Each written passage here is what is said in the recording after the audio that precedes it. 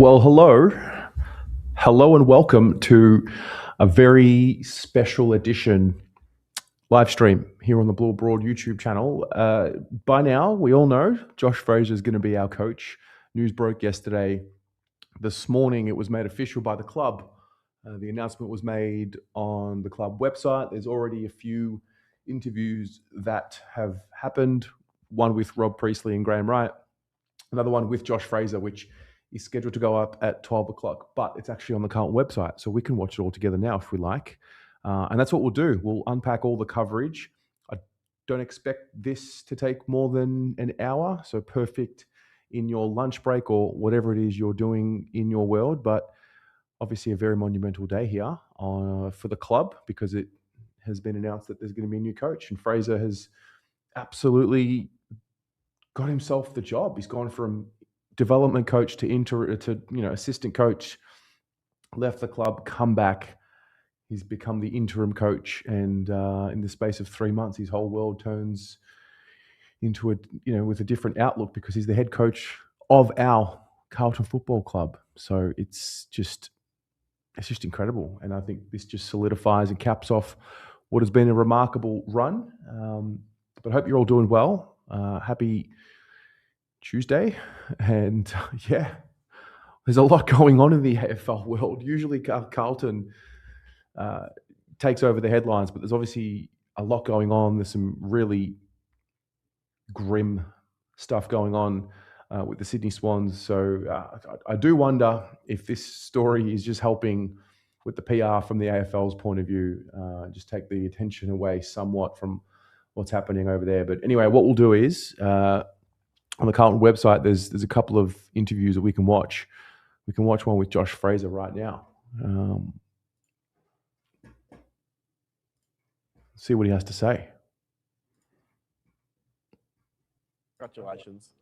Your raw emotions and first thoughts now that you've officially been named the senior coach at the Carlton Football Club. Thank you. Really proud. It's I think a lot of coaches have ambitions to be a senior coach, and you chase that dream, never quite knowing if it's ever going to be a reality. So really grateful for the opportunity to lead this football club. Thankful for the support I've had around me to this point, and excited for what this could look like moving forward. Tell us about the moment that you were told. Yeah, I was clearly told by Graham, Chris Davies and Rob Priestley, and it took a minute to sink in. I think my emotions were still very much around what needs to happen preparing for a game this week. But no, as I said, extremely grateful. I've got great confidence in the leadership of this football club, and I feel like there's some great people in important positions. And as I've alluded to along the way, I felt really well supported by the people around the club, and I feel like the culture's strong. We've got work to continue to do, but I think there's a great platform to build from, and I'm excited to be part of that. Can you share some insight into the process and I guess what formed part of the foundation of your presentation? Don't think you ever put a presentation together in a week. It's something that you're working away at in the background over your coaching journey. So to bring that to life in front of a selection panel was an exciting opportunity for me, but really just dialing in around the person I am, the coach I am, leaning in on some of the experiences I've had, and I guess most importantly, my vision for taking the club forward. It's obviously been quite the journey to get here, mate. What was it about the senior coach role of the Carlton Football Club that made you all in? Well, again, the opportunity this club presents and the size of this football club, it's been in some ways a sleeping giant for a long period of time. And I know there's been a lot of work that's gone into taking the club forward previously. But I just think that the people make up this football club, and that's what makes it so special. So I'm excited by that challenge of bringing the club to life, and over time building something that is sustainable for the club to achieve success. But yeah, I think it would be a privilege to coach any team within the AFL as a senior coach, but the Carlton Football Club holds something a little bit more special and significant. You mentioned the person that you are and the coach that you are. What will you personally bring to the role? Leadership and authenticity, they're some of the things that I lean on consistently day to day. But I value character. I think having great character in your football program is really important. Driving standards is our way forward. So that's something that I'll be pushing really hard, but ultimately bringing a group of people together that collectively are pushing towards the same goal. and that's the challenge in any environment. But I'm really confident that we've got a lot of the right people here. And as we continue to move forward, we'll keep adding great people to the club and collectively, again, strive to make sure we've got something that's sustainable. What changes do you see coming in this role now that it's a permanent position, other than, of course, interim dropping out of your email signature? Maybe a slightly better car park. No, look, I'd like to think my approach is pretty consistent. I've really enjoyed working with our coaching group. That'll remain a really strong pillar to what we do. I have a collaborative approach to everything. But I think it's important we consider where the program's at, consider the things we need to get to work on, and we've still got some work in front of us this season, but at the right time, make sure we set up a program that, again, takes us forward. You have touched on it there. When do you expect to have some of those conversations around everything that comes with now being a full-time senior coach, whether that's list management or other questions around the future of the footy department and wider club? Yeah, I think they'll take shape probably at the conclusion of our season, which we hope is a little way down the track. But again, referencing the support I've had with Chris Davies, I think he's been enormous for me, and he'll provide great experience with some of those conversations, and Graham Wright's similar ilk. So I do feel like I've had great support, and that support's going to be important for me as we move forward. You spoke at the start of this, I think back in May, about your ambitions to be a senior coach one day. What have you learned about yourself in the last few months? The importance of, again, having great character and people around you, having great alignment within your football program. What this last 13 weeks has given me a chance to do is test some of my philosophies and learnings over a 13 or 14-year period, which I'm really grateful for. I don't think typically you get that opportunity unless you are afforded the chance to be an interim coach. So whilst there was an element of risk taking over a role where you had 14 weeks to fulfill that obligation, it certainly taught me a lot within that time frame. And I guess as each week's passed, it crystallised that I was ready to assume the role should I be successful. What have you learned about the Carlton Football Club in that time? Passion, huge passion. I think our supporter base seem really connected to what we're doing on field, which I think is important. Again, I reference the club being a sleeping giant in many ways. You do feel the size of the club when you're inside it. But ultimately, I think we collectively need to maybe steer a different course forward and make sure that whilst we're ambitious and we're hungry, we stay humble and respectful, but judged by our deeds and actions. I think that's going to be a really important thing for us. What have you learned about this playing group? Great resilience, really good resilience within the playing group. Again, far from a finished product collectively. There's so much work to continue to do, but I think our leaders have stepped up really well. I've seen the hunger in every individual to try and grow their game and get better. So that resilience piece, assuming pressure from week to week and trying to take this club forward, I've been proud of that. Was there a moment over the last 14 weeks that stood out to you which really cemented your drive to apply for the role? Not specifically. No, not specifically. I think, again, it's just been an evolution of gathering thoughts and having conversations, and, again, the fortunate position to sit in the chair and fulfil the role as an interim. But just probably becoming really ambitious to want to do this job. And I referenced a couple of weeks ago, if I was to put my hand up and go through the process, I would have done that with the knowledge that I was all in and ready. And there was no specific moment, but it just took shape over the last 13 weeks. It is a historic moment for former #1 draft picks as the first to coach in AFL. Saying, what would current Josh Fraser say to 17-year-old Josh Fraser, who was starting out his AFL journey in 1999? Well, I think I've used this language a little bit, but it probably would be attach yourself to a process. I think when I was a young player, I was too outcome focused, but no doubt over the course of my career that had an impact, probably not more to my detriment. So I've learned to become attached to a process a bit more and prepare yourself as well as you can and lean on great people around you. So there's certainly some change and some learnings from when I started off as a player. I don't know if you heard this, but some of your former teammates said that you were the last person that they thought would be a senior coach of an AFL club one day. But where did your love of the game start from, and did it all begin back in Mansfield? Yeah, I've always loved football growing up. I grew up on a sheep and cattle farm, and apart from loving being on the farm and fulfilling duties on the farm with Dad, and at the time football was the other great love of mine. So I've always played football. had the ambition from an early age to play AFL football.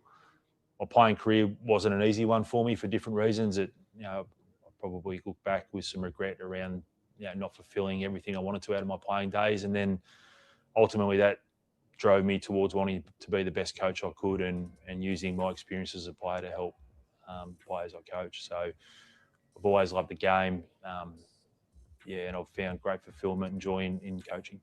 How do you describe yourself as a coach, and I guess what values do you pride yourself on when it comes to your leadership? Authentic as a coach.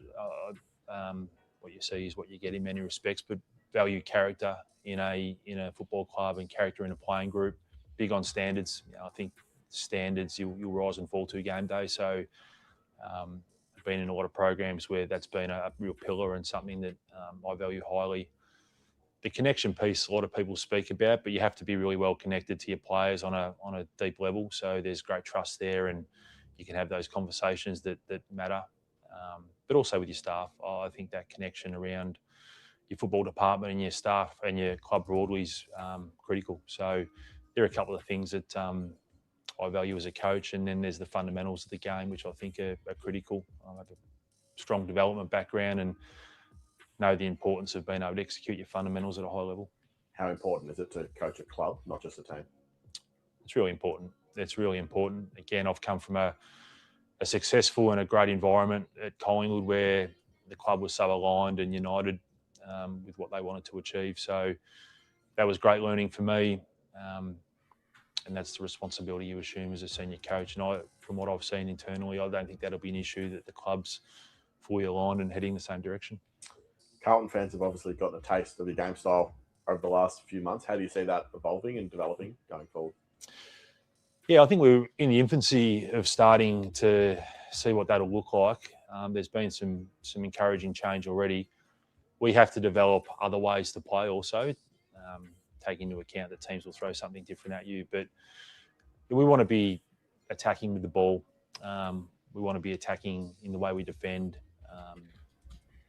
And we want to continue to lean on a foundation of contest and stoppage. But ultimately, it'll be about being able to challenge teams with the way we move the ball, but also in a way that we can defend behind.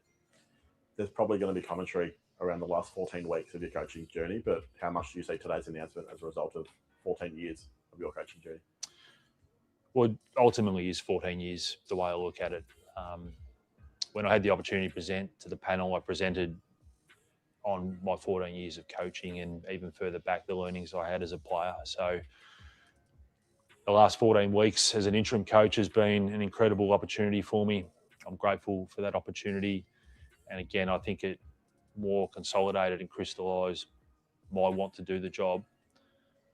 But I've been developing myself as a coach for a long period of time and wanting to put myself in a position to one day be a senior coach. And you do that without any guarantee and never knowing if that opportunity will be afforded to you. So I'm thankful and grateful that I've been put in this position to assume a role.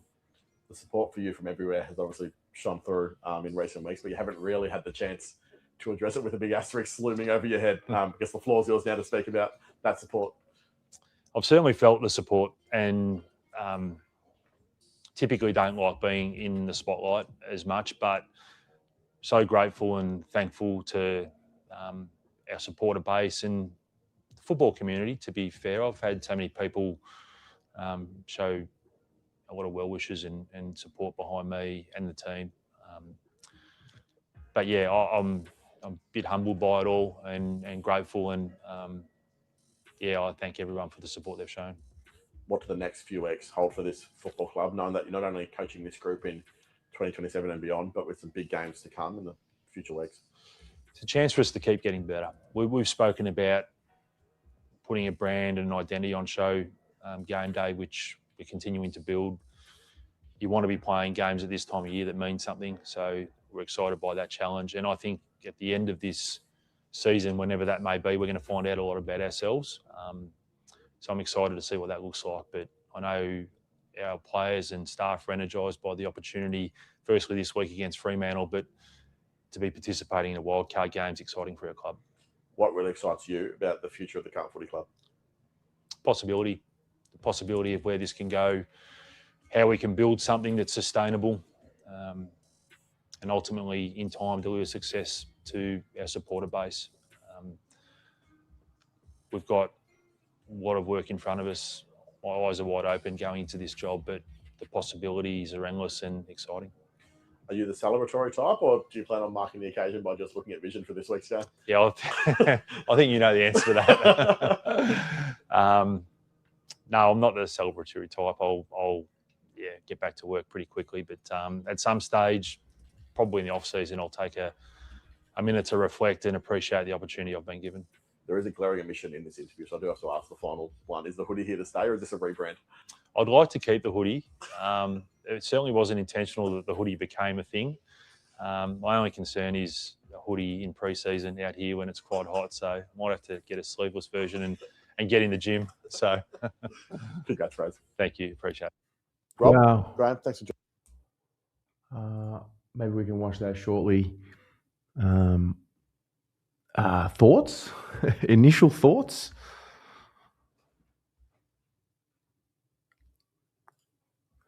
Carlton Football Club lover, you cannot remember a Carlton person ever speaking like this. Our club has finally joined the modern era. Yeah. He's just, like, he's not trying to convince with the way he speaks. He's ready for the answer quickly. He seems self-assured. I believe him. I mean, you believe everyone. But Jessica, he won't celebrate till we win the flag. A sleeveless hoodie would be something. Well, I've just seen here that the club cash it in. Fair enough. What they've got here in the men's and women's range, the phrase hoodie in the men's, and they've cut it to $80, and the phrase hoodie in women's also $80. So that's on the Carlton shop website. I will add. So I'm giving away tickets to the game this Thursday. I'm also going to be giving away a hoodie. So whoever wins the competition, the wheel where I spin the wheel and your name pulls up, I will call that person and I will buy you a hoodie as well. So I'm going to add that to this week's members giveaway. But if you want to go buy the hoodie as well, it's right here, $80. I would suggest these are going to be sold out pretty quickly. So definitely get around it.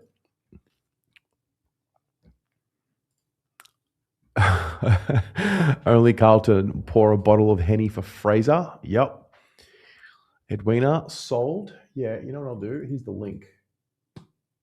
Copy. You know, if the club was smart, their marketing department would give us affiliate codes so they could track how much traffic we could take to the Carlton shop. But anyway, areas for improvement. A long way to go. Long way to go. But I'm sure we would be open to helping drive traffic to the shop to boost sales. John Leonardos with the $5. What a great day to be a supporter for the club. The players, I was convinced from the start, we are lucky to have him. Yeah, absolutely. Oh, I should probably also invite, if anybody wants to jump in and share some thoughts, you're welcome to. If you're just tuning in, we're obviously reacting to the news that Josh Fraser's been confirmed as Carlton coach. At 12:30, there's going to be a press conference. So he will address the media. I'm guessing he'll ask questions. So we'll be able to follow along the updates there. Yana, there's no word salad. He's a straight shooter. Yeah. We could also, this was another interview that the club put up. This was with Graham Wright and Rob Priestley. Let's check this one out. Joining us. Rob, it's obviously an exciting day at Icon Park. Tell us about the decision to appoint Josh Fraser as the permanent senior coach of the Carlton Football Club. Yeah, no, it's a really exciting day for the football club. And on behalf of everybody, congratulations to Josh on that appointment. You know, notwithstanding his last 14 weeks, which have, there's been a lot of transformation with him as our interim coach. But notwithstanding that, it was important, we think, that Josh, and for the football club, that he went through the detailed coaching selection panel, which he did. He passed that with flying colours and was the standout candidate for us to appoint as the next senior coach of our footy club. What stood out to you that made Josh the right person for the job? Oh, I think he's very authentic. There's a real authentic leadership style there. It was a very detailed process. a whole range of different things that we were looking for. Everything from him as a person, culture and character, right through clearly to football IQ and an innovative approach to the modern game, player development and education, which is really important for us, data, how we use that, adaptability, all of those type of things, many different categories.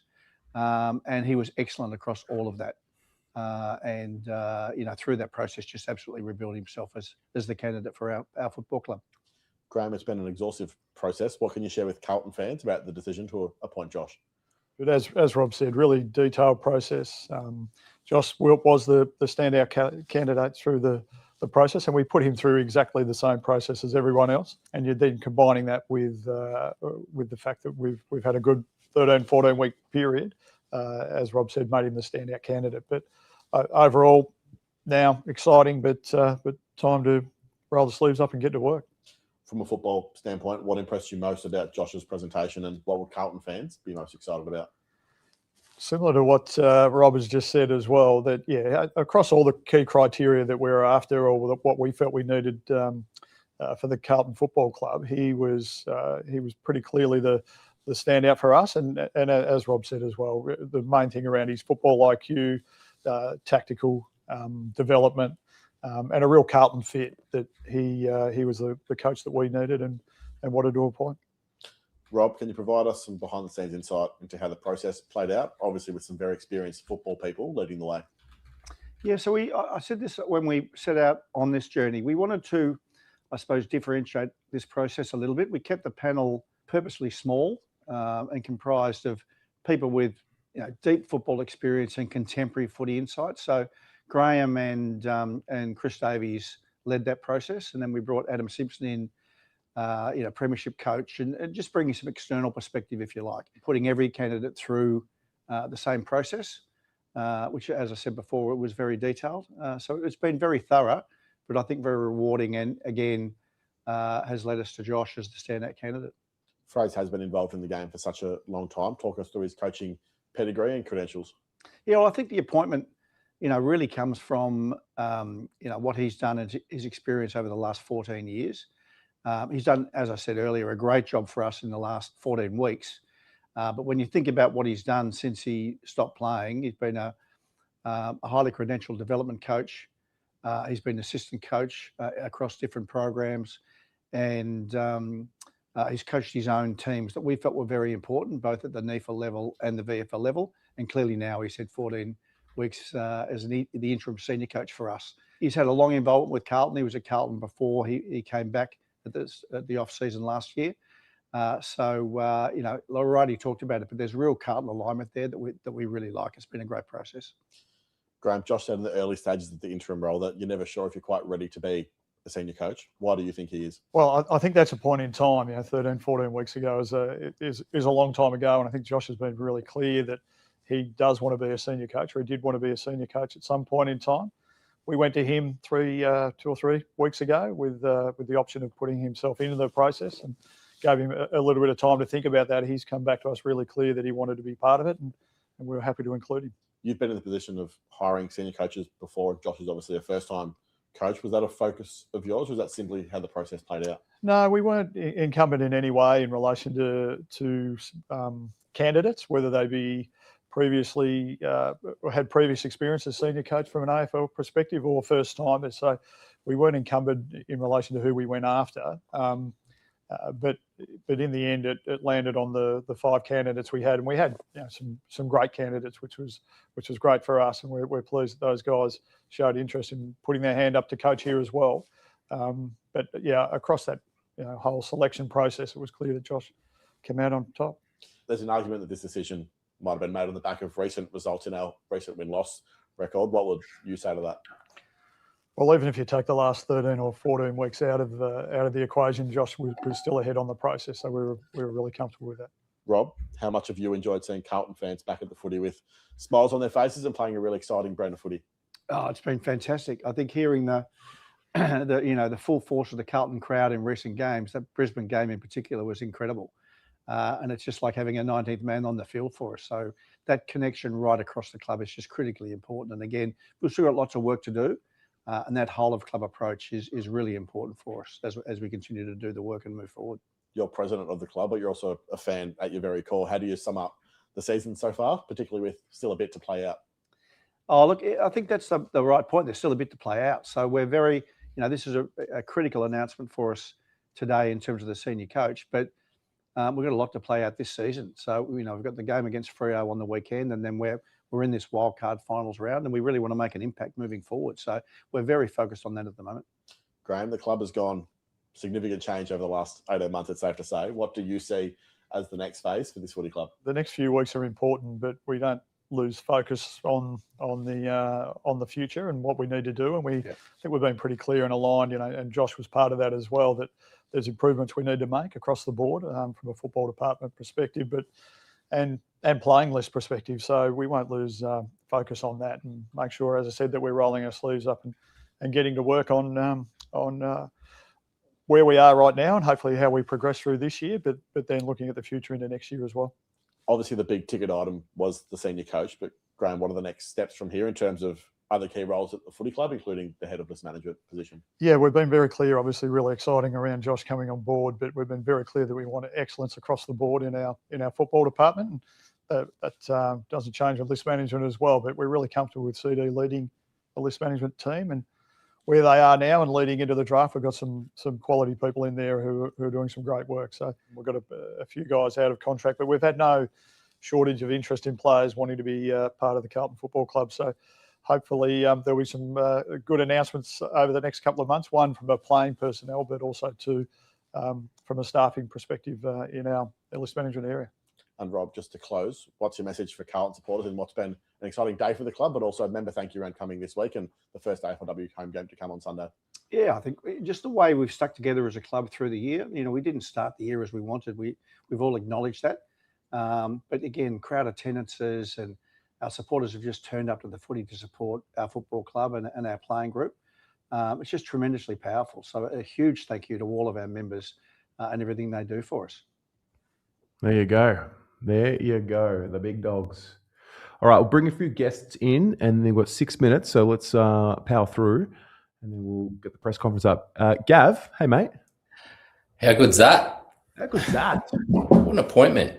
And just the way that he spoke too was just fantastic. Like, he's 13 weeks, and he's just totally turned the club around and got the supporters up and about, and it's let's just hope that it just keeps rolling along like this. Luck just keeps sort of falling our way at the moment. So we just got to... I think it seems that way, but I reckon it's a bit of a lag effect from some of the important right decisions that we've made in the playing list decisions. True. Obviously bringing in the right people. Sometimes things don't show up straight away, which I wish I could have told myself that after opening round. Listen, it's going to take... Well, it actually makes sense, though, when you think about the year. It'll take some time for it all to gel, but then the second half of the year, it'll click. And that was the first half of the year, we weren't getting pumped either. So we just needed... Obviously, Voss got us to this point, and then Fraser's taken over and just basically put his spin on things and just getting through to the players a bit more. Just even the way he spoke then, you just listen instantly. Whereas Voss... There was so much word salady type stuff, and people like that. For me, I've got a brain that's overactive, so I find it hard to grasp a lot of what Vossi used to talk about. Whereas old phrase, it's just simple. It's like you're hypnotized almost when you see him talk. So what a time to be a Carlton supporter. How good. Hoodies are going to sell out at the Carlton shop. I just bought a hoodie. I was like, I'm getting one. Yeah. I'm going for it. So, I couldn't resist. Some people the price went up or something, or that's just postage? Maybe it was express post, possibly. I don't know. Yeah. But, my day worked out well too because it's raining outside. So I got a day off in the office kind of thing. So I'm like, perfect. Flick on the Blue Abroad and... Happy days. Laughing. But I'll let you get to the rest of the callers. I won't hold you up for too long. I just thought I'd pop on and say how happy I am as a supporter. Just the turnaround's been terrific, up and about. We're going to smash Freo this week. So Bring it I on. just hope everyone gets to that ground and just turns it into a big old cauldron and just makes it uncomfortable. Yeah. Yep. Uncomfortable for Freo, and we give a bit of it back to them. Yeah. Amen. Well, we'll be here with you, mate. See you soon. Enjoy. See you, mate. Go Blues. Joseph, hey, mate. Hey, Tez. How you going? Good. You? Yeah, not too bad. I'm really happy with the appointment. I think the board did a great job. You know, they stuck with that process, and yeah, I think Fraser's he's earned the right to be here and got him. And I think one sign for me, that an early sign was for me that showed that he will be a really excellent coach, is when it was in that Essendon game. I forgot, it was in the second half. Because I don't know if you remember the first half when Sam Durham was absolutely killing us at back half, and he put someone on him in the second half. Who was it again? On Sam Durham? I can't remember. But I guess the point I make is he kind of shows that he has that ability to adapt his game plan when something isn't quite working, which I don't really want to make. I don't want to bring up Voss really, but that was something that Voss, I think, failed at doing. And again, I think that Fraser showed again that he can adapt. He has a plan when something is going right. He showed with the Bulldogs in that draw. He had that strategy. All right, he had the sign up. This is what we're going to do. We know that we need to do this to make the wild card. So this is what you have to do, boys. The fact that he had a scenario for a potential draw, those are signs that I feel like when in the future, when perhaps his full-time game plan isn't, when other teams are starting to work it out, I feel he's showing signs that he'll probably be able to adapt and think of a new proper full plan. Yeah. Well, I mean, I think, as he said, I remember his interview with Dill Buckley a few years ago, and he said the foundations of what he believes in is with contest and pressure, but he obviously has added this extra element. He's got an attack-first mindset. We already have a really good foundation, with the contest work. So that was the issue. We needed to balance out this team on the outside and on the offensive end. So yeah, should be exciting, mate. Yeah. Before I let you go, I know someone brought up, you were saying where that third draw came from, and from memory, it was in 2014. We drew against the Bombers. The Bombers, yeah. No, I love it, mate. Well, thanks for calling in. Have a good day, Tez. See you, mate. Reese. Oh, hey, mate. Sorry, I'll be super quick. The press is about to start. Just wanted to say that I have my reservations about the interim into senior coach with obviously all the Teague stuff, but there was a good stat last night on Classified that I think there's been like 13 interims into a senior coach, and only half of them have made finals. So he's already ahead of half of them. Rue's the only premiership coach, and I think Neil Craig was the only one who got to a prelim besides him. So see how we go this year, but I'm very happy. Need a new hoodie because this one's looking pretty ratty, but they'll sell out, and I'll let you go for the presser because it's starting now. No worries, mate. Maybe we'll talk to you after it's done. Too easy, mate. See ya. See you, mate. Tom. What's going on, Tez? Mate, it's just the good news keeps rolling on. You've already got the bloody hoodie on. What the hell? Yeah, you were already set up. Yeah, I've been wearing Carlton merch for weeks, but yeah, I know the press is about to start, but I just want to say, like, I came on a couple of weeks about Carlton fans like getting to the game. It's really important, but like now we've got Fraser, the job's not done. Like we can make a mark still on this season, and I think we've got to realize that all these positive things are happening, but on the field, the positivity can keep growing, and we just got to keep supporting the boys. At this point in time, there's 2 games left for the year. Yep. Like it's honestly just all out for these 2 games because, I mean, you never know what happens in this league. Look at what happened, with the SWAT. Like that's going to rock them, and like anything can happen, and you've just got to be continually doing the right things over a long period of time. Staying focused, staying humble, staying in the moment, doing the right thing. Like you just never know what kind of rewards are there on the other end. I mean, Fraser's a great example. He didn't do the convention when he didn't take an AFL job during COVID, when he, lost his gig. I think when I'm trying to remember the timeline of the events, but I think he was coaching the Northern Blues or the Bull Ants. Yeah, the Bull And- Ants, yeah. And then rather than going on and continuing with his dream to be an AFL coach, he stayed loyal to the Bull Ants through the COVID period. Like, Yeah, for sure. most people would have said that's career suicide, but you know.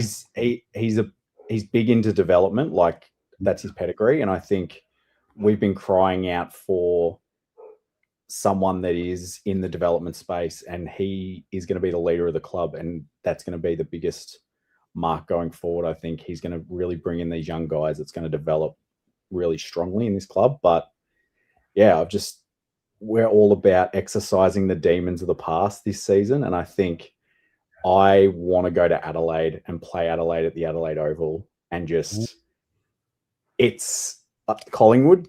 Yeah, give me Collingwood, but I don't know. I just feel like this team this season, Adelaide at Adelaide Oval, they're shaky in finals, and we are brutal in finals. I'm all about it. Yeah, I mean, we've got the right mix, we've got the right blend of experience and youth. Our youth are fearless, and they empower our senior players to play with the same fearlessness. Yeah, yeah. I mean, anyone that finds themselves in this wild card and then goes on to the next stage there, anyone can be dangerous on any given day. Like, obviously, the more deeper you go, the harder it gets with games played and things like that. Yeah. But like, whatever, like it, because the pressure's on Adelaide. They're the ones that are in the finals. So yeah, it's like, and like, we're when not we here played Richmond with the drug saga and that sort of stuff, like they've got to beat us. So it's on, and I think today is a really good positive going forward for the club. So yeah, I just couldn't be happier. All right, we're live. I'll speak to you soon. Have a good one, mate. See you, mate. All right, let me share my screen. Let's check this out.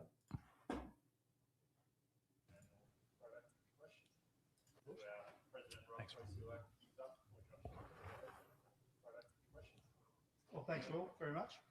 Afternoon, everyone, and thanks very much for coming along and joining us. And today, we are very pleased to formally announce that Josh Fraser will be our AFL Senior Coach for the Carlton Football Club. So, on behalf of the entire club, I very much wanted to congratulate you, Fraser. Thank you. Well deserved. I will speak about Josh specifically, but I did also want to acknowledge the process that we ran. And notwithstanding the last 14 weeks and our performance in that, it was important for our football club and for Josh himself that he participated fully in our coaching selection process and participated in its entirety. Through this process, Josh emerged as the standout candidate, even when you remove the sustained on-field transformation he produced since taking the interim senior coach role at the end of round 9 to 10. Josh has received a great deal of praise over the past 14 weeks, and deservedly so. But this decision is built upon all of the work and all of the development that he's put in actually over the last 14 years. Over that time, he's built a comprehensive coaching resume with experience leading development programs, serving as an assistant coach across multiple AFL clubs, and coaching his own teams at both VFL and NEFL level, and then, of course, in the last 3 to 4 months at AFL level. The breadth of that experience, we feel, has prepared him exceptionally well for this opportunity. And in addition to those coaching credentials, what made him a standout candidate is also the quality he brings to that role, and they're qualities that will continue to stand our club in very good shape moving forward, and it'll continue to shape how we behave as a footy club moving forward. He's very calm, he's very humble yet very hungry, he's innovative, and he has an incredible club-first attitude and a collective approach to everything he does. No one should mistake the hoodie, although he's not wearing it today, or humility for a lack of conviction. Throughout this process, he demonstrated a first-class football IQ, a very deep understanding of the modern game, and a clear vision for how our football club can continue to improve. He's an authentic and respectful leader who builds deep relationships and fosters a professional and united environment with everyone contributing to our collective pursuit of excellence. Today's appointment of Josh is another critical step forward in what has been a significant period of evolution for our football club. In this regard, we remain firmly focused that there is still plenty of work for us to do and plenty of work ahead. So on behalf of the board, again, I'd like to congratulate Josh. I also wanted to thank Graham Wright and Chris Davies for their hard work and the way they ran the process, including Adam Simpson and everyone else involved in that process. I also just wanted to thank the other candidates who dedicated considerable time across the process. They are highly credentialed in their own right, and we sincerely appreciate their commitment and professionalism and wish them all the very best for their future ambitions and future endeavours. And lastly, but importantly, thank you to our members and our supporters. The connection across our football club is just vital and provides a collective confidence that remains absolutely critical as we look to set about the work ahead. So, again, congratulations, mate. Thank you, mate. Thoroughly deserved, and I'll throw to you. Thank you. Good on Thanks, you. Rob. Thanks. I'd firstly like to thank and acknowledge Rob, Graham, and Chris Davies for the support they've given me over the past 13 weeks in the interim coaching role, and extend that heartfelt thank you to our football department staff, coaching group, and our playing group. I felt really well supported on this journey, and it's given me the great confidence and belief to commit to a process to become a senior coach, and thankfully and fortunately it'll be at the Carlton Football Club. I'd like to acknowledge and thank my family who are here today. The support that they've given me over a long period of time has helped me enormously, and I certainly couldn't be sitting here without them. But ultimately, the responsibility and privilege of coaching this football club is not lost on me. I'm extremely grateful to have been put through a thorough process and ultimately be successful in being the next Carlton Football Club coach. But firmly aligned with Rob and Graham and Chris in terms of the work that's in front of us and the commitment that we all have to making sure this club over time builds something that's sustainable, and the commitment to that work and that growth continues starting again this weekend with Fremantle at Marvel. So, happy to take any questions. But again, wanted to thank the Carlton Football Club and the board, importantly, for their support. Josh, huge congratulations, firstly. How were you? Can you let us know the circumstances of how you were told and by whom?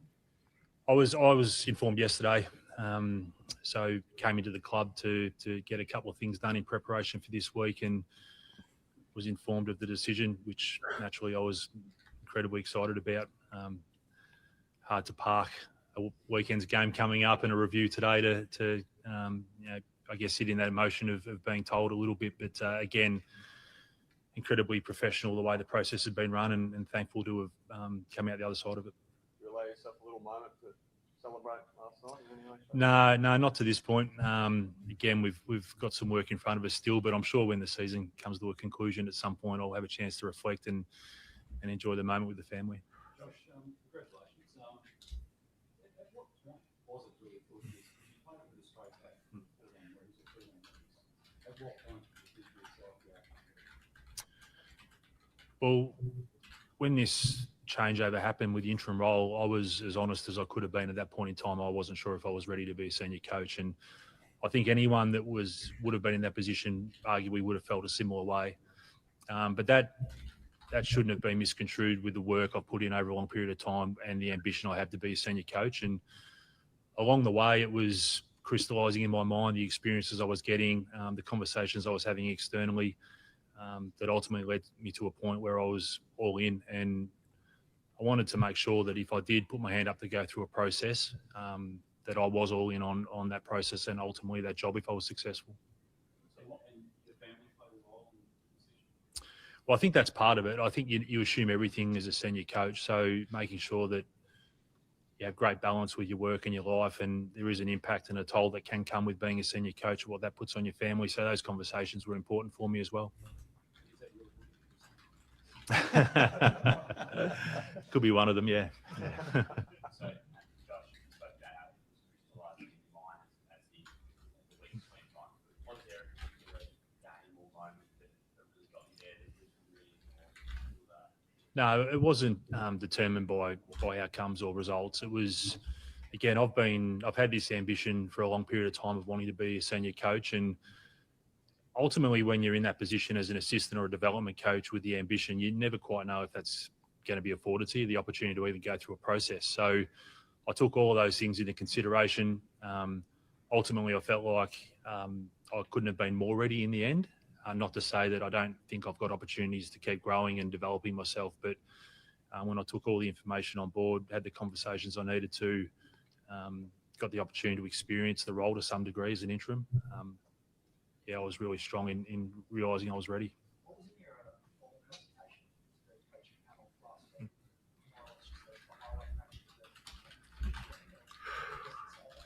No, well, I was put through the entire process, and for me that was important as well. And I know that aligned with the club because there had to be an understanding that if I wasn't successful, that was reality as well. So my presentation has been formulating for a long period of time. It's not something that you put together in a week. It's ultimately your values as a person and as a coach, and there's a select criteria that the club put forward that I had to present on and meet. Graham, both you and Rob have both said that Josh was a standout candidate, even without what we've seen over the last 14 weeks, just by virtue of his formal presentation. What gave you that, seems like supreme confidence that he was a knockout candidate? Yeah, we had a really detailed process over 6 or 7 weeks, really. And a key criteria which Josh referred to that we were looking for, and a candidate that was going to coach the Carlton Football Club, and we had 4 or 5 candidates that were outstanding. And as Rob alluded to, we thank them for showing interest in being the coach here. But Josh presented with that criteria a real clear future about or a vision around where he'd like to take us, and that involved player development, it involved game style, it involved coaching philosophy. We had a criteria, as I said, and he ticked the box on all of that and come out on top. I think this was a realistic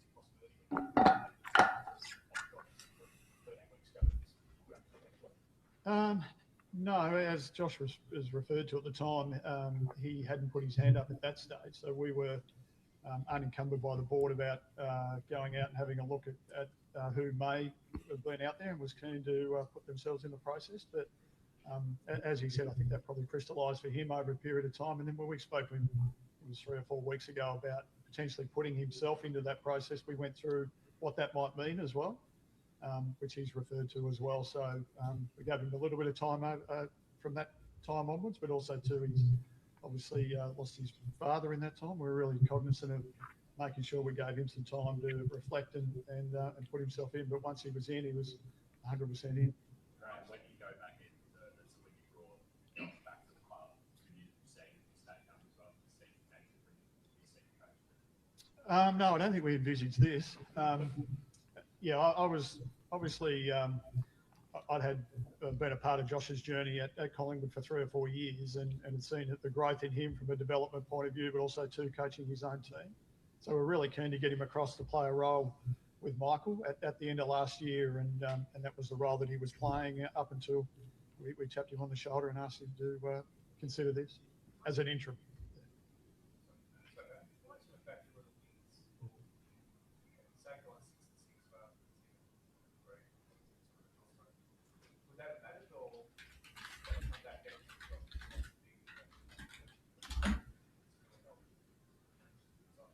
I think we can't deny it plays a role, that his ability to take a team who are 1-8 and change the way we play. And I think that's clear in all the stats that you see, that we're a different team, or performing differently to what we were at the start of the year. So it absolutely plays a role. But I think, as Rob alluded to as well, that 14-year journey of getting ready, and then the last 13 or 14 weeks of senior coaching, leading the club, and delving into what you have to do day to day, that's played a role, absolutely.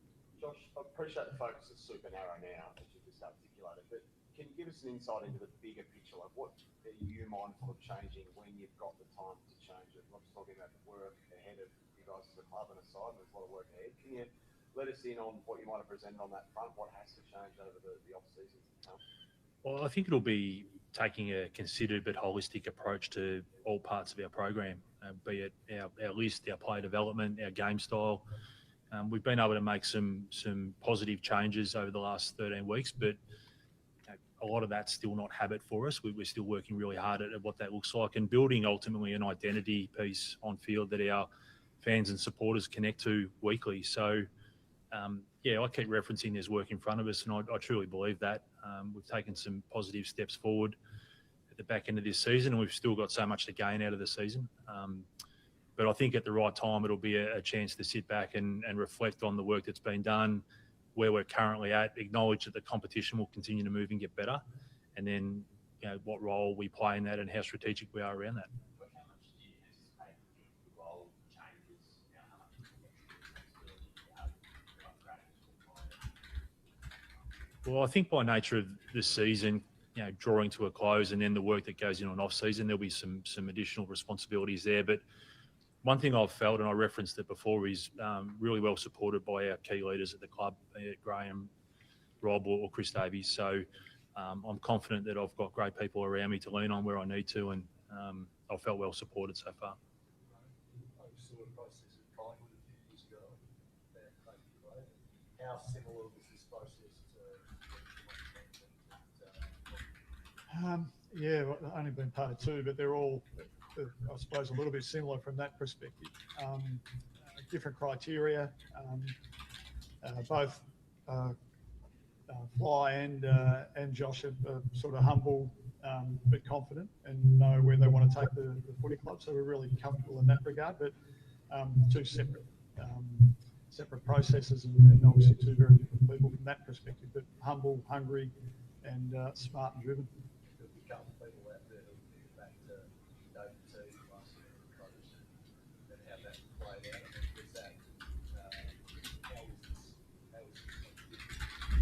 No, we were unencumbered by the board in relation to who we sought to have included in it, whether it be a previously tried coach, an untried coach, or someone from a different background. So we were unencumbered in relation to what we were looking for or what we were asked to do, and so it didn't play a role at all.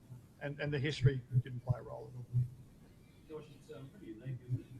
Carlton Senior Coach full time. You said a lot about Carlton support. Forgiving and embracing. Is that a question, Tone? Yeah. As we sit here, we're Carlton people.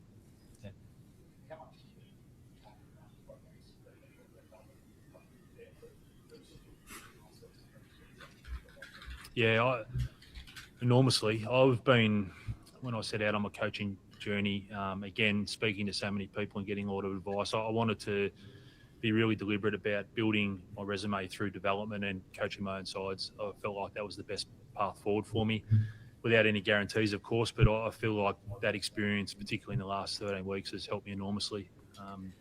So grateful to have had that as part of my journey, but also the people that you work with along the way, and so many great coaches and, again, mentors I've had along the journey that have helped and shaped me. So really grateful for all those experiences.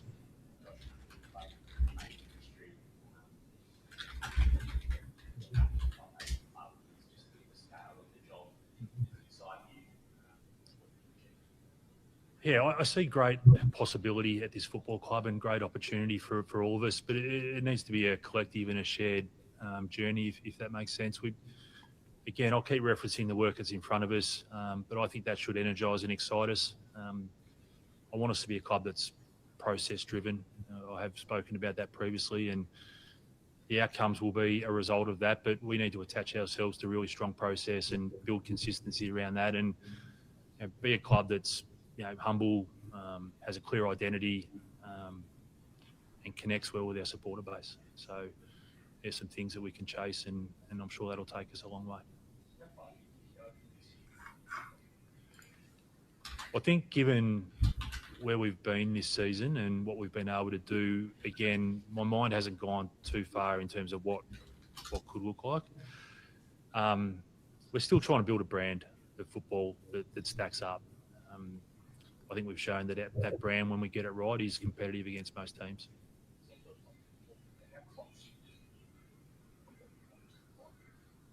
Yeah, there's clear examples of it. We've got some work to do around the consistency of what it looks like, and I guess being able to adapt and change when teams challenge us.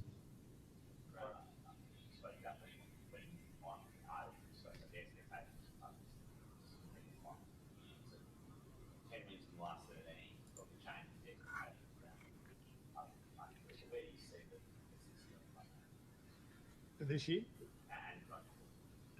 A bit like Josh has referenced there. I mean, we've got Freo this week before a wildcard game, but we were celebrating a draw on the weekend and finished 10th, which is a little bit different. But no, as we've said before, there's no ceiling on where we might go, and that's this year into next year. But we're all aligned in the fact that we've got a lot of work to do as well. And I think Chris Davies is sitting out the back. We've been really clear that from a list point of view, we need to improve and invest in the draft. We need to consider free agents, traded players in, and then look at excellence across the board. And that goes to every element of our football department and club overall. 3 years. Brian, was there a point during Josh's stint as interim coach where you yourself in playing and be a part of the process of moving his own? Well, I think as we referenced, that was probably 3 or 4 weeks ago. I think Chris Davies and I had spoke about it previously, but we hadn't spoken to Josh about it at that stage.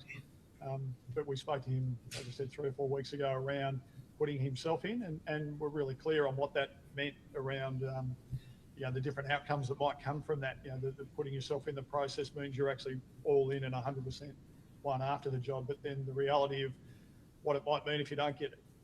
So Josh was really clear that he wanted to be part of that process at that stage, and we find ourselves here today. Or somebody else gets it. So that's not really. I mean, he's signed here or was signed here for 3 years as an assistant. So we always saw Josh being here, but then if he didn't get it, does that mean he might not want to be here? There's a whole raft of scenarios that might happen, and we were just really open and honest about that.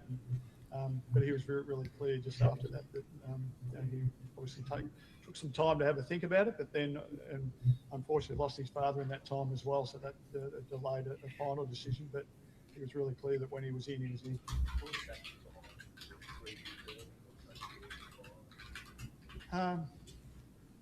Tom Petruo sitting out the back there as well. I think we agreed on 3. So that was a conversation I'd had with Rob and the board, and then with Josh and his management around a 3-year deal seemed about the right time. Hey, Roddy, just the immediate team around Josh, the line coaches, which Josh has praised as the weeks have gone on, have been so good. What would you look to do, if anything, in that area? Would you look to strengthen it with the team that you look to put around him going forward after this year? We haven't right at this stage. Obviously, this was our priority around appointing a senior coach, and as we said, we're still in and playing a wild card, which we didn't expect 4 or 5 weeks ago. So we'll sit down now and work that out with Josh, and he'll be a big part of that with Chris Davies around what are we going to look forward to, one, to put around him, and obviously there's some guys who have been doing a great job at the moment.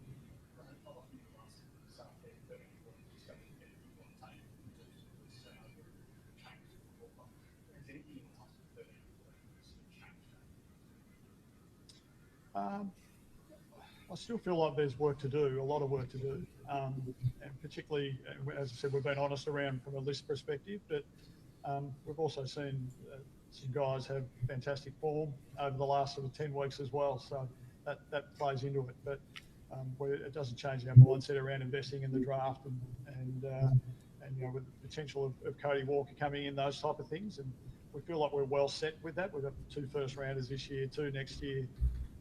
2 mid-20 picks this year in second rounders as well, so we feel well placed.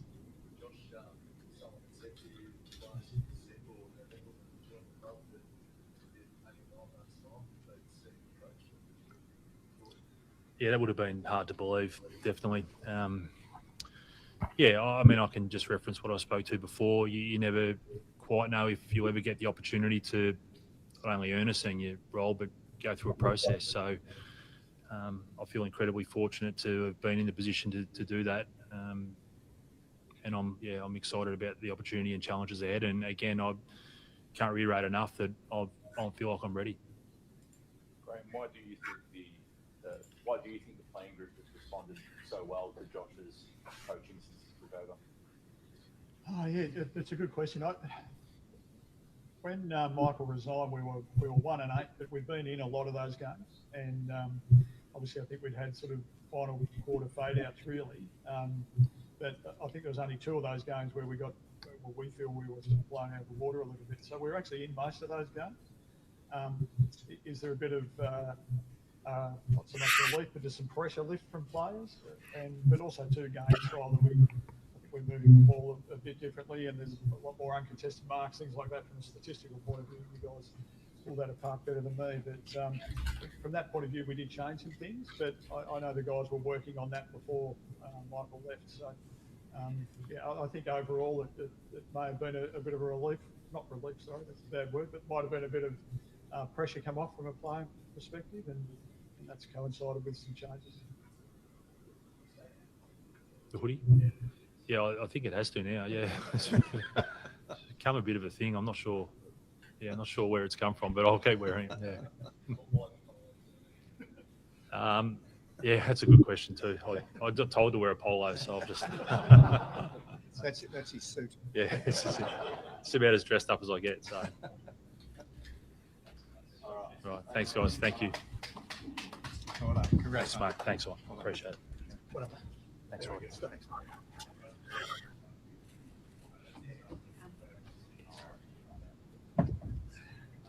Thanks, mate.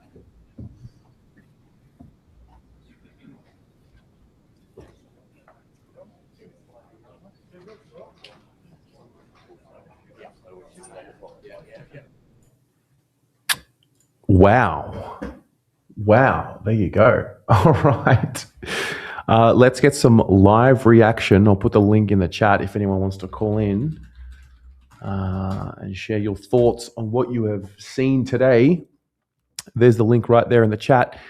Jen is here. Hello, Jen. I can't hear you. You can't hear me? Hello? Hello? Can you hear me?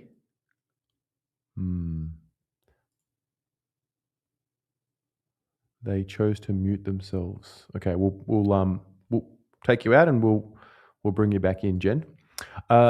Danny. Harry, how are you, mate? Very well, mate. How are you? Good, man. Far out.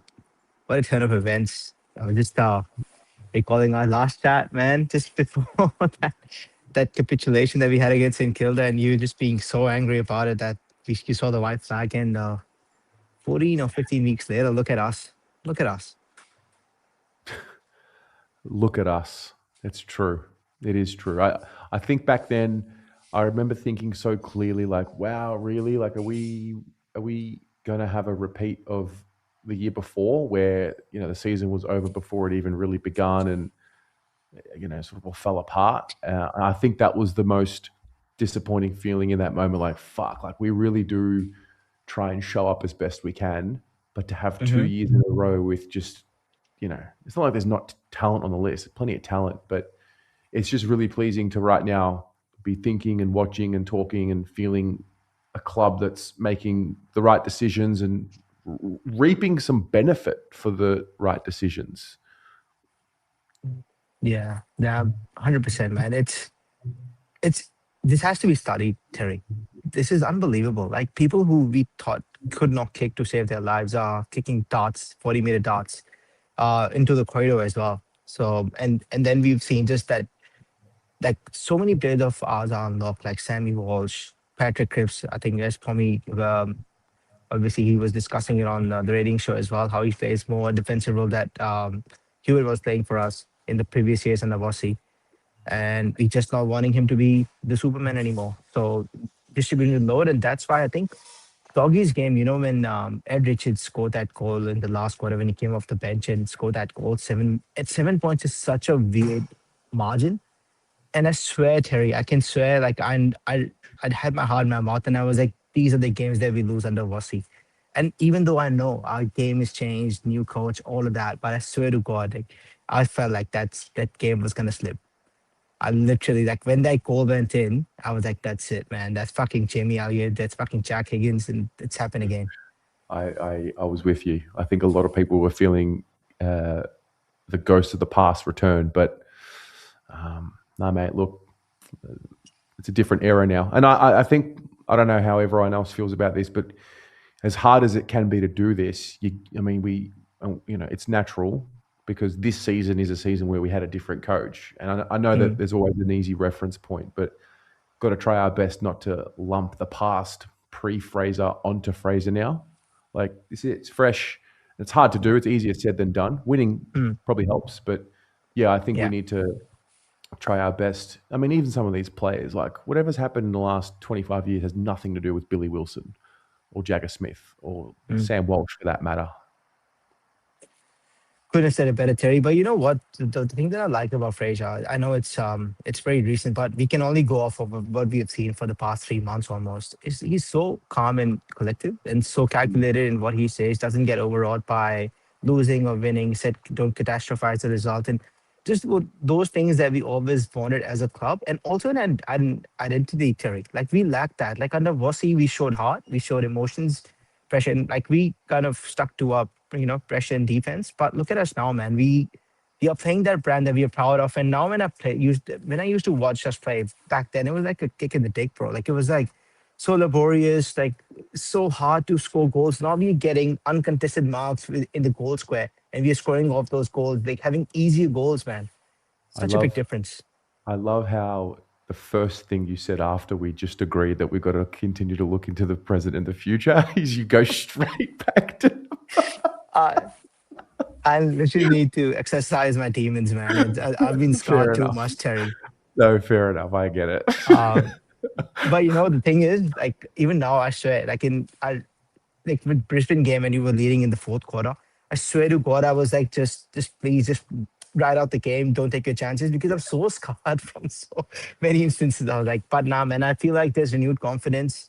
And I don't really mind if we play Melbourne or we play we play Melbourne or the Crows in Adelaide or even Collingwood. I say, like, if we play out the way we are playing, I think it doesn't matter where we play, because we have an identity. And I'm not going to say we win the flag, although if we win it, fuck up. I'm having a beer right now because of Fraser, so I'm going to enjoy it while I can. But man, it's going to be amazing. And long and behold, like, hopefully this is the beginning of the new era, Terry, where we want it to be.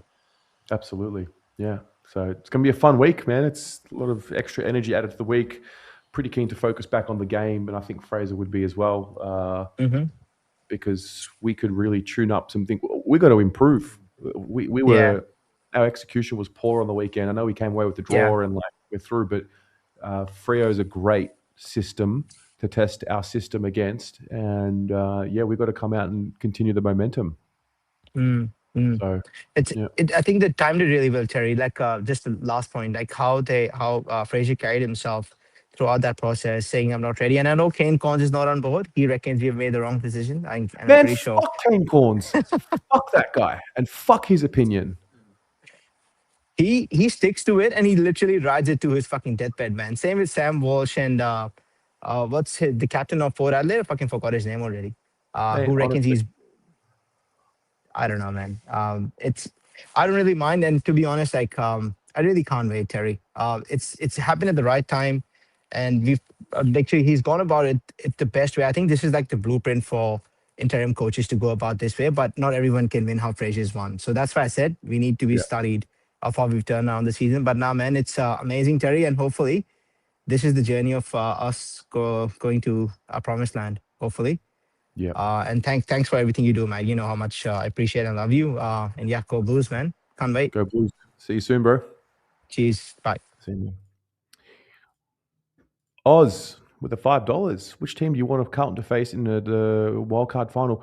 I want it to be Collingwood only if and when we beat Fremantle and Melbourne beats the Bulldogs. Oz, I'd love to be going to a Collingwood Carlton game, but honestly, anyone can get it. Like, at this point, anyone can get it. The belt is reserved for everyone. Moondog, think we just got ourselves a football coach. Yeah. All right, Jen, let's try you again. Hello. Hi. Can you hear me? Your home has... Wow, that looks stunning. I now have my little Carlton shrine. Jeez, I've that's had amazing. so much of it just packed away, and I ordered my neon about 6 weeks ago, and I thought, okay, it's time to show that I live and breathe Carlton blue. No, we know that. Hey, today was a very special day in the history of the club because I think a lot of us felt that it was going to happen, but obviously formalized a day in history, Tuesday the 18th of August. Josh Fraser appointed as the coach. What's your reflection on that, and what's your reflection on what you've heard just now? Okay. Before the season began, we wanted to see improvement. We wanted to see them play 4 quarters. We wanted to finish above St Kilda. Rounds 1 to 9. Everybody's calling, sack the coach. There was an abhorrent incident off field. We were regretting, well, some were, CC's trade. Haynes is too old. Drop Akers. Drop Cottrell. Dirks is useless. Cripper has lost it. Trade Weeders. We were the laughingstock. Since round 10, Voss resigns. And for all of you that are going to give me shit about this, you can go back under your rock, okay? Voss resigns, releases the pressure, and we play with freedom of any expectation. We've improved out of sight. We play 4 quarters. Trade players are outstanding. Haynes is so important. Akers is brilliant. Cots is amongst it. Dirks, solid as. Cripper at his insane best. Weeders, our brick wall. Now is all that actually matters. We got a new coach. We're in the wild card. Never liked the concept, but it is what it is. Proven we can beat teams above us. We're on the road to serious finals. Other teams fear us. 2027, premiers. Crips and Weeders hold the cup up together. Go Blues. Mic drop. Do I need to say any more? So I'll give you a little squeeze. So, wow. And this jersey, I've had this one for a gajillion years because that's Juddy with our premiership cups on the bottom. Yep. Can you see that? I don't know if you can see it. I remember that Guernsey. Okay. And then all my membership scarves and some of my badges. Wow. Can you see? I don't know if I'm showing you the right Yeah, thing. I can see. Yeah, I can see. Okay. So some more scarves. Again, don't care what any of you say. We're stronger together was what we were under Vossi. And then Heritage Guernsey with my boy, Cripper on the back. How good. Yeah. The only thing that's missing, and I'm waiting for them to be delivered, is I've got some Carlton runners that have Patrick Cripps written on them. And last but not least will be at the back here, when I've got the money, will be Cripper's wings with Brownlow. Oh, the poster. Yes. And all I'm waiting for on that, aside from the money, is to see, and I know everybody's saying Dacos is going to get it, but I believe our boy could get a 3rd Brownlow, and I'm just waiting for the wings with 3 Brownlows around it. Jen. So, mate. Jen, if we sit here and watch Cripps take another one off Dacos. Yes. The only thing that will top that will be the premiership. Yes. And in case you're wondering, I have my tiara on. Bugs, this is for you, babe. He calls me his queen. And for those of you who have a problem with me being in chat and speaking positively and, trying every time that I get on here just to lift everybody and just to share my love for Carlton and all of you that have been kind to me. The rest of you, yeah, you're inconsequential, and I have no time for your argument. So Jen, we love you. We love your passion. We love your love. We love that you brought a lot of positivity at a down time this year. So I've never stopped believing. I will never stop believing. I love them. I love what you do. You know that. And there's no reason at all why we cannot beat Freo, and why we cannot go even further in the finals. See, even Coda agrees. Say hello to everybody, Coda. So yeah, I just I was going to save this for fan cams, and I'm like, yeah, nah, this is too special a day, so I had to share it with you. Absolutely. No, well, thank you for sharing. Thanks for being you. We love you. Thank you. Love you too. Go Blues. Okay, bye guys. See ya. Love that. That's one of the better shrines I've seen. All right, Jad. G'day, mate. Here we are again, mate. New coach. Here we are again. New opportunity. 5 years later. Yeah. And we're back here, mate. I'm here to shit on the parade. Nah, I'm kidding. I'm not. You can do whatever you like, mate. No, I'm not. But shit, bro. I just got.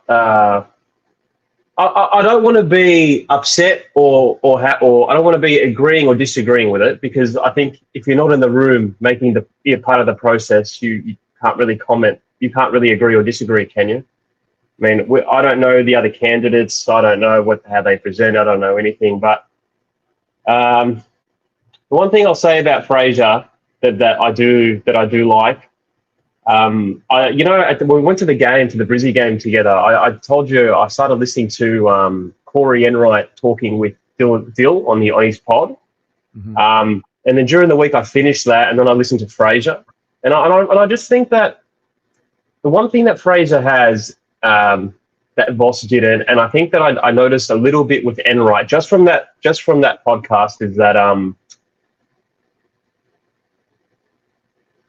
Fraser speaks very clearly, and there's no half sentences, there's no half words, there's no weird vernacular, there's no strange wordings around things. It's all very very straightforward and modern and easy to understand. And I think with Voss, that was my frustration with him. And I constantly was calling him a really bad communicator, because I just never felt engaged. And sometimes when he said phrases, I was just like, what does that even mean? Like half sentences, half words. And I noticed the same thing with Enright as well, just from that podcast. So, about time we have someone who we can understand and who sounds like they know what they're talking about.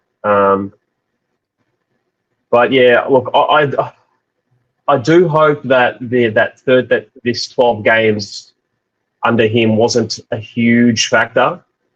It's naive to think it wouldn't be a factor at all, but I really hope it wasn't a big driving force behind the decision. And they said it wasn't, but I don't know. I do have questions. I do have reservations. I'm not all in. I'm not all out. We're up against history as well a little bit. The only caretaker to work long term was Paul Roos. So I'm going in guarded, I think. Well, I think most coaches don't win a premiership. In fact, no, I think that's very fair to say. Most coaches don't reach the ultimate. I sense we're not starting again as much as what we felt we may have needed to a few months ago. I sense we've been reminded that, actually, no, there are some bones to work with this group. I like that they continue to reinforce that this list will change in their language, and improvements need to be made to the list. I really enjoy that they haven't stopped using that language, even though we've gone on a pretty good winning streak. So do I. I think at this point, all you got to do is they've given him a 3-year deal. So it's not like it's a 5-year deal overextending the commitment.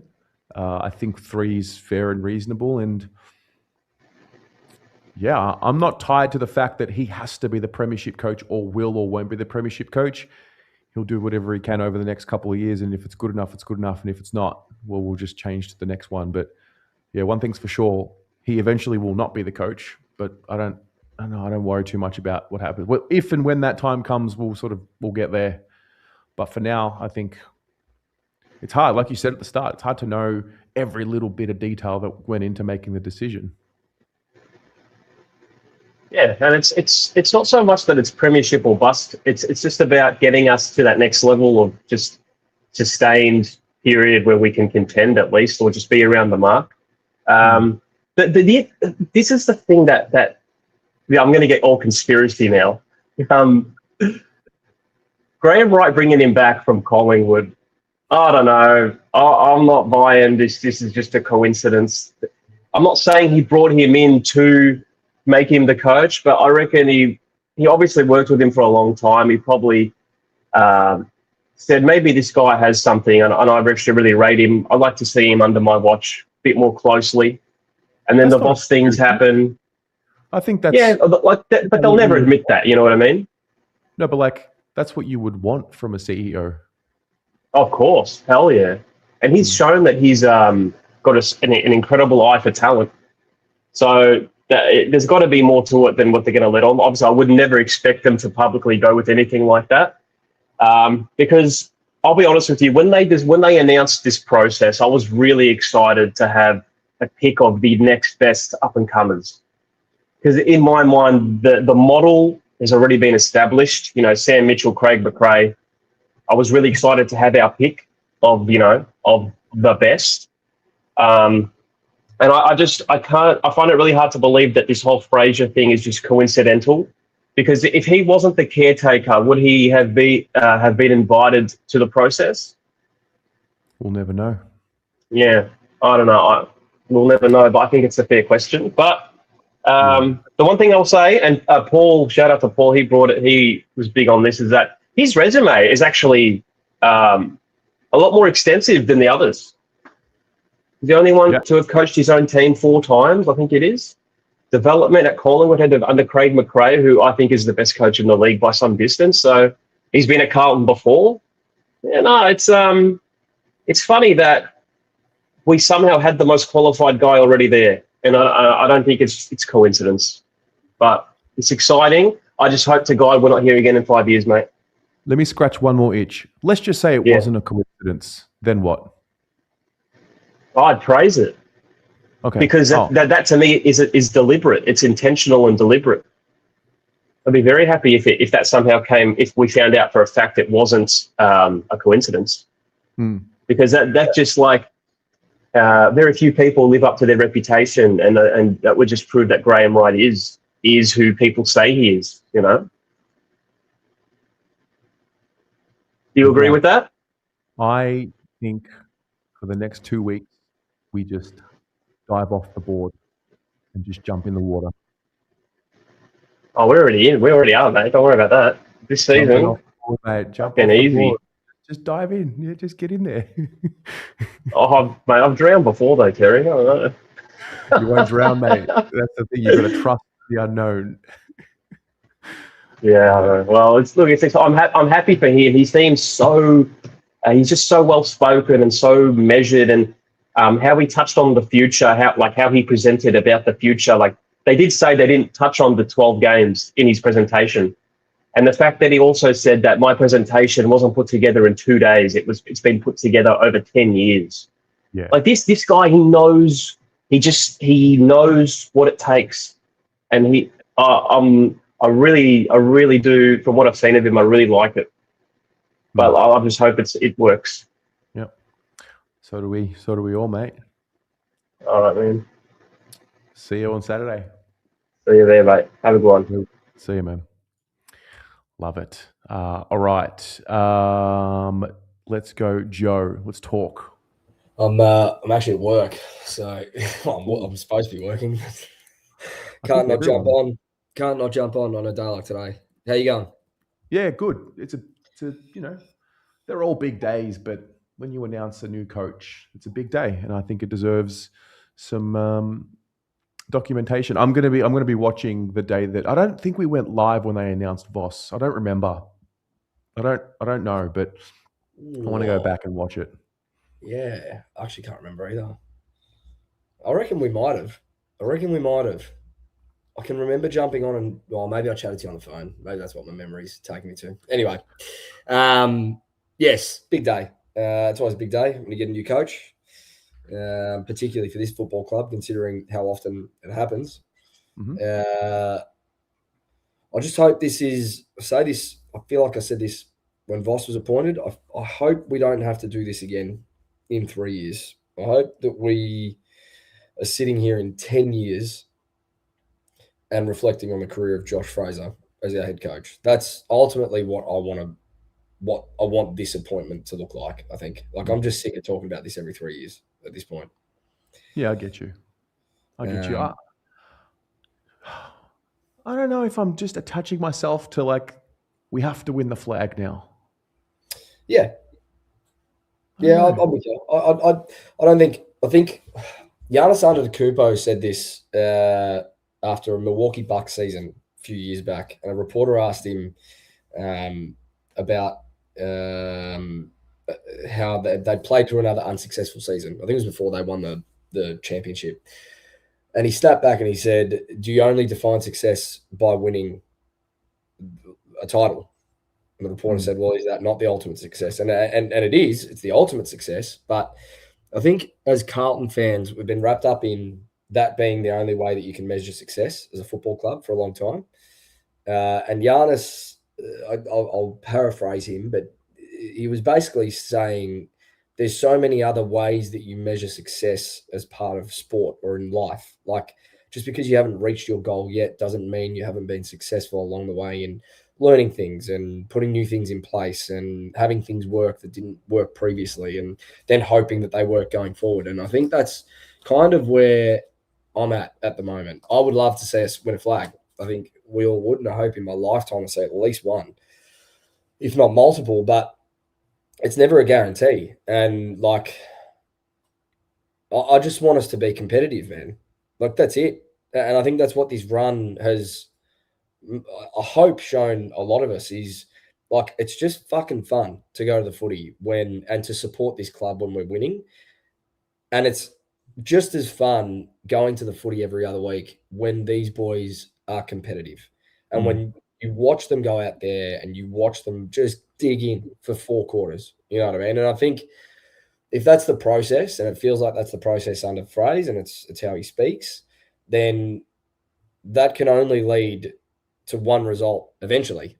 Do you know what I mean? Like, if you're doing the right thing over and over and over again, and if you're going through your processes and you believe in, you know, what you're doing across the journey, eventually we're going to get there. But I think holding on, I'm kind of with you, holding on to this idea that we're going to win the flag every year, we have to win the flag every other year, it's just unrealistic, right? And it's just good to have a coach in there that I think values the process a lot more than what we've seen in the past. Yeah, and I think maybe we need to value that too as a supporter base. Yeah. I mean, I'd hate for us to slide again. hopefully it's not the case. But it's not There's a guarantee. There's no doubt that eliminating that volatile nature of, like, losing 7 in a row, winning 7 in a row, like, that gap has to close. Yeah. Something I didn't mention last night with Paul on the BA show was we didn't play very well, got the draw. I think the floor has already risen for this group already. Yeah, for sure. I think I said on fan cams that was my biggest takeaway. Like, we played terribly based on the sample size we've seen under Fraser. I think that was our worst bell-to-bell performance, but still got a result, and got a result that got us the result that we needed at the end of the day, which we just haven't seen from this group. Yeah. So clearly he's unlocked something. Clearly, I mean, if you watch there's an Instagram video that went out of them announcing it to the playing group. Like, if you saw their reaction and just how content I think they all looked with the decision, you can see they've bought in, right? And they love the guy. So I just hope his demeanor doesn't shift. It's what we've seen after losses, after wins. It stays calm. It stays balanced. He looks like a very process-driven coach. It looks like from his perspective, we're not going to ride the highs and we're not going to get too low on the lows. And as long as that continues, that will start rubbing off on not just the playing group, but it'll start rubbing off on us, I think. Wait till we beat Freo by 40 plus this week.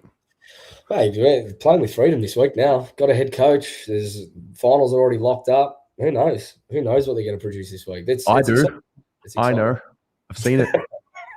It's true. We have seen it many times. When the pressure gauge just switches off, I decide to go full tilt. Yeah, I mean, it's going to be exciting on Saturday. Last home game for the year. But, yeah, I mean, I don't know. I was listening to Jad even prior to this. And Jad's been a long-time listener, long-time contributor to the channel as well over the years. I can understand the apprehension from some people, and I can understand we've spoken on the podcast around how it looks like Wright brought Fraser across, and this is very,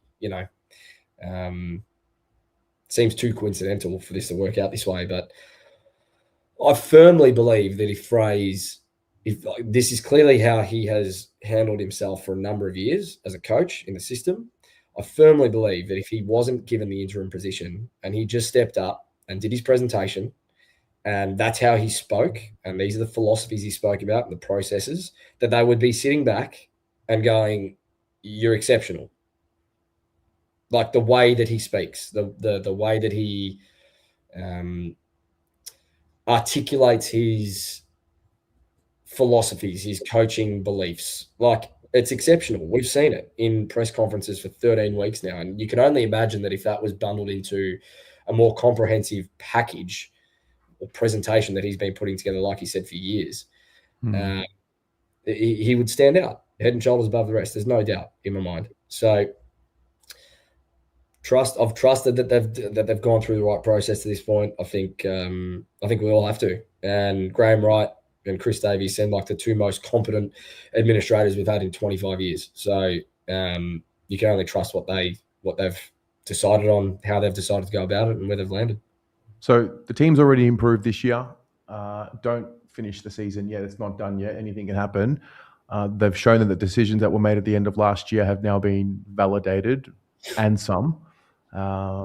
Teams improved, game styles improved, alignment has improved, got money in the bank, get another window to spend it the right way.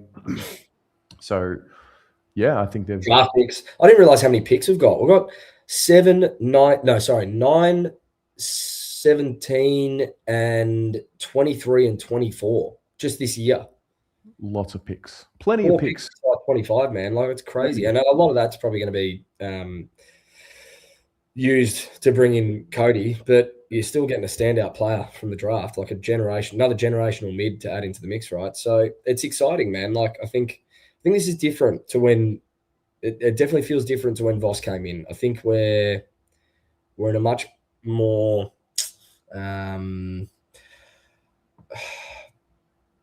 we're in a much better position to be able to launch, if that makes sense. I think when Voss came in, it was very established. Like, we just brought in Hewitt and Sherrard. They were the two big signings, and it was like, this is the team that's going forward. Do you know what I mean? Whereas now it's like almost a blank slate for Fraser to go, I've got some wiggle room to really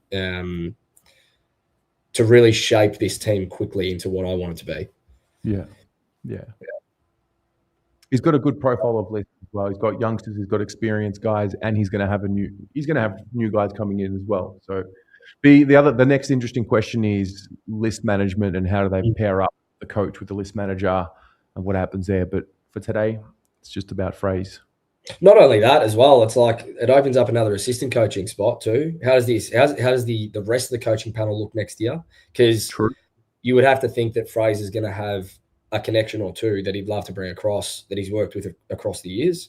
So there's a lot of change still to come in the off-season, not just to the list or to the list management department, but our coaching department might look a little bit different next year as well, which is exciting, right? You get new people in, new ideas, fresh ideas, different ways of thinking that, complement the way that Fraser's already thinking and what he's already implemented. We've got such a bigger launching pad than what we had 5 years ago to really go forward as a different club, something that looks very different, I think. And yeah, still got this year to see out, like you said. Who knows how deep we go, but it's exciting, I think, regardless. And I mean, we're not hysterical. Like, look at us. We're just talking. How many times over the years have we jumped on like, oh, this is it? You know, that's a fucking football club. You know, you got Michael Voss and fucking Sayers and this and that. Like, I think we're all pretty calm. I think we're all just kind of waiting to see how this pans out now. Like, and I think we're content is the word I'm using at the moment. Yeah. No, yeah, I think we're just, well, I'm glad we're maturing. We're all, yeah, I mean, we're also growing up live True. on camera. True. I think we were projecting in the past, and now we're just, I mean, sorry, I'll speak for myself. I was projecting in the past and trying to find a reason why, we needed a winner. We needed a guy that knew what it took, who'd been into the last day in September, who knows what it takes to win. Now I'm like, yeah, Fraser will come in, do his very best, and I hope he takes us all the way. But see what happens. That's it. Nothing's a guarantee. We can't control it. Like, they're the only ones that control what goes on. We're just here for the ride. And I think, I still think this is the best spot that we've been in for a number of years. Like, not in terms of like win-loss and all these things that we discussed, but I think just in terms of how stable the club feels now versus 3 months ago versus a year ago, just so quickly it's turned around and you're like, okay, I can kind of see the vision. Like, I can actually understand what they're trying to do now. And there's a longer term play here. So yeah, man, exciting. Good stuff. Love it. See you tonight, 8:15. Tonight, 8:15. Yep, absolutely. Almost Blues Brothers. Speak soon. Done. See you, mate. See you, mate. Andy. G'day. The man at work. Yeah. Had to take a break because of all the exciting news, but how weird is it, man? And what a year! Like, it's just the most Carlton year ever. But we've gotten to a good place, I think. So yeah, I'm happy with the decision.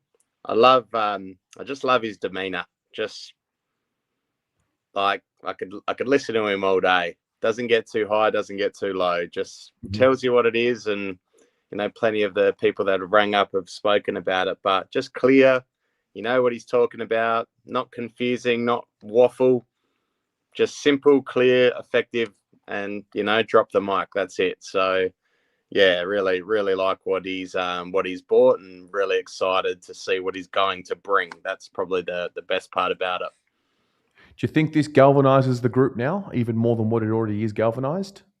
Yeah, I think so. I was just going to ask you, like, clearly we've made the wild card. Do you think this is like a free hit for him? Like, where he goes, hey, let's just try something. Like, let's just, you know, we've gotten into wild card. Let's just see what happens and see what we can achieve. Like, it's almost no one expected us to be here after the start.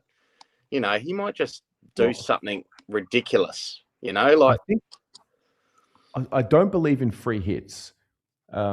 What I do believe is he has eliminated the talk of the future from the outset. He's eliminated talk of, you know, whether it's will you apply to the job, whether it's do you start believing more than what you did yesterday because you won this game. Like, he's completely eliminated. And you know how I know it's real? When Sam Walsh was asking Jagger, is that finals? Like, that was a post game, authentic. That's not an act. Like, that tells me it's been instilled in Sam Walsh. Like, no, we just had to win, you know, he was so focused on the moment. And I think it's helped him. I think a lot of times when you're a fan, it's probably just different. I sense with a lot of fans, it's almost like you need to know whether they're going to be good before you get happy about it. And when you're happy about it, it's like, you need to know if it's going to become a premiership team before you. Like, we just struggle to sometimes just live in what is right now.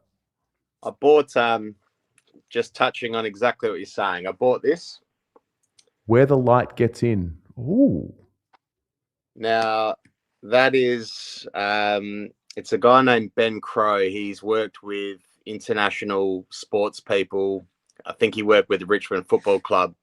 And it's essentially, he's like a psych and working exclusively with sports people. And he's basically eliminating the word expectation.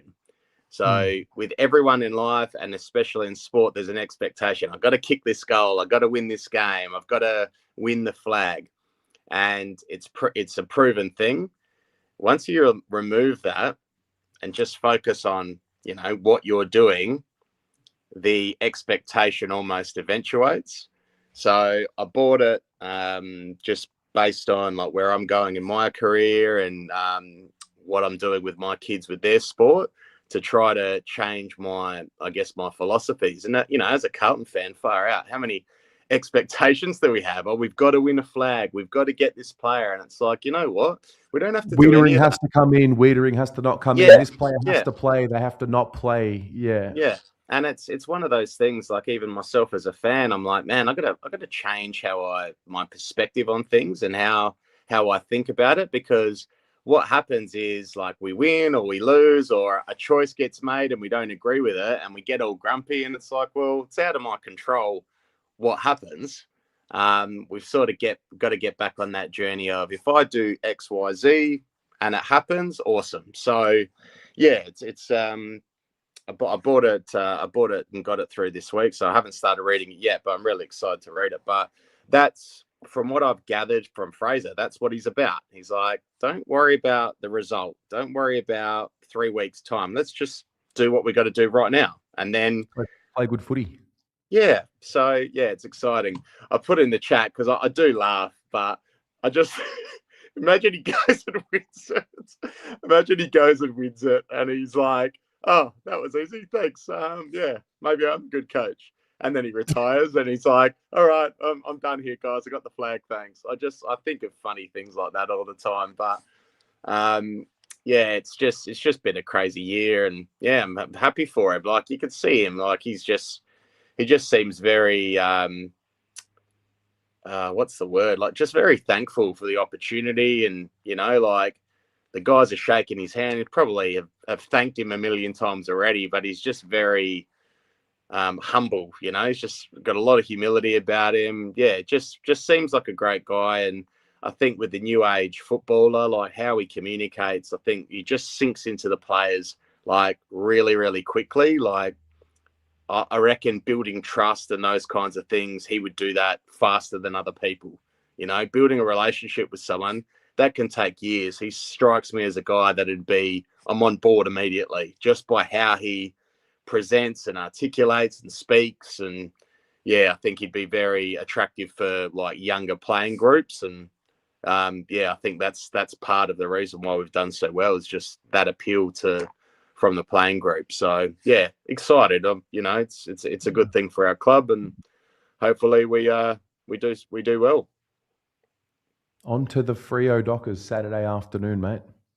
Yeah, I was going to say, not that I don't really care who we play, like in wildcard. Like I'm just like, whatever happens. I'm sort of at that point now. But there's a chance they might come here, and I'll actually get to see them. So who would have thought that was going to happen?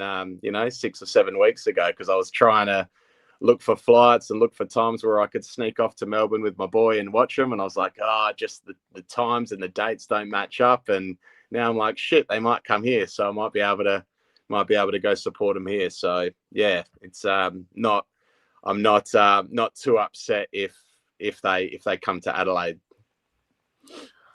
What about if we any trips to Melbourne for finals going the other way? It's just, yeah, the next few weeks are pretty full on. So and yeah, have they announced like what day they'll play in wildcard? They haven't announced it, have they? I think they got a few other things to worry about at the moment. Yeah. The AFL.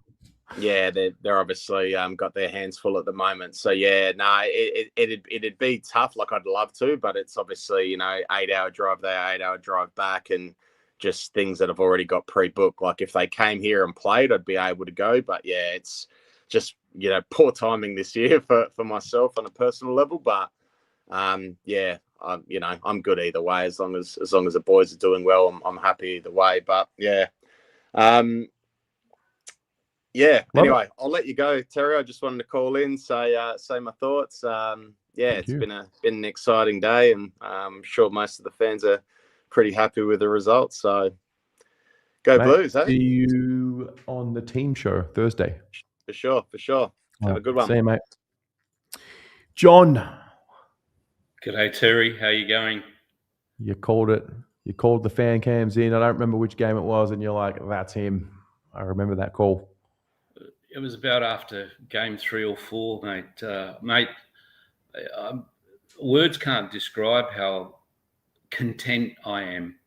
Like, really, in my gut, just so happy for the whole Carlton team to get a bloke of this quality as a human being. That's the first thing. But secondly, you know, most leaders in this type of role are first picked because of their ability, but this guy's a good leader. He's a true leader, and it's just come at the right time for us. And I'm just super content, you know, just feeling where he's going to take us, because what he's actually got as well, apart from what he brings, and he's shown that. And, you know, everybody's, you know, said how humble he is and how honest he is and things like that. But this guy is a true leader. And when you can get older players buying in to what he's trying to do straight away and to elevate them to a better place, and the younger players coming in and gelling with that, well, then the guy's a good leader. So I couldn't be more happier, mate. I couldn't be more happier. Seriously. We're going to go on such a generational success with this club that you couldn't even imagine. You couldn't even imagine. I think he will take us to a premiership playoff. It's too early to call, you know. My heart says yes. But I know one thing for sure: next year, no side that is below us will finish in front of us. Ooh. More improvement will come. More improvement will come. More improvement will come. They know clearly where they're going. The club, for once, knows clearly where they're going. And we have a coach who is a leader of young men, right, that can elevate them to another level and to be better. And they've all bought in, and I couldn't be more happier, mate. But when, you know, like on Saturday, I said, I wonder if they announce it on Tuesday. I think we had a chat. When do you think? I asked you. I said, Tez, when do you think they'll announce it? But I was convinced. I was convinced a long time ago. Not because of his 14-year apprenticeship in coaching, or just the guy does not bullshit us. And if he doesn't bullshit us, could you imagine how tight it is between those four walls? Yeah. I think every time he speaks, you just believe. I think a few people have written the word authentic. People can smell when someone is bullshitting them. Yeah, we're not stupid. Yeah. You know, when you have a high footy, like we're just talking about footy in this sense. When you have a high footy IQ and your heart is in the right place and you have a clear method, right? Well, then there's no bullshit. Everything he says just comes up straight. When he said to us, Blues fans should be excited about what this young generation or what this young talent has to bring, or what we're trying to do out there, right? And the other day, what did he say? I thought we played poor. Yeah. Well, after the game, he said that was shit, you know, in the box. We played shit, right? But when the presser came along, he said, I thought we played poor. This is all it we just want. immediately disarms anyone who is maybe questioning someone's authenticity when you just talk about the truth and acknowledge the truth. Yeah, and I know I was listening to the other guys that were on, and I really respected what they were saying. One of the callers, he said, I don't know if I'm in or if I don't know whether I'm out. But then he was convincing himself as he started talking about Josh, which I thought, well, this is what's good. It's a conversation. It's a conversation. And like, I'm super excited for where they're going. And they really deserve it because they've made some really good calls from the top level, and they're all aligned. I think it was about 8 weeks ago we had a chat, and I might have sounded stupid at the time, and I said, Terry, do you think it was a coincidence that Graham's brought Fraser in? Not to be a head coach, but because of the way he developed young players at Collingwood, because of what he did at the Bull Ants as well. And let me tell you something, those young Collingwood players, and I don't want to talk about Collingwood, right? But just briefly, those 5 young Collingwood players that starred last week against, Hawthorn, who do you think they'll develop by? Yeah, that's right. Well, development's was always, it still is. But even more so back then, over the last few years, it's been a big problem, which has probably led us to why we were going and getting so many mature players from other clubs, because the draft picks that we were drafting weren't developing into quality and enough players. There's a whole number of different reasons why that happens, but yeah, I don't think look, if you Graham Wright, you know what Josh Fraser is capable of, or what you think he's capable of. When you're now a CEO of a club, all you're trying to do is continue to add good people to the pool of people that you have.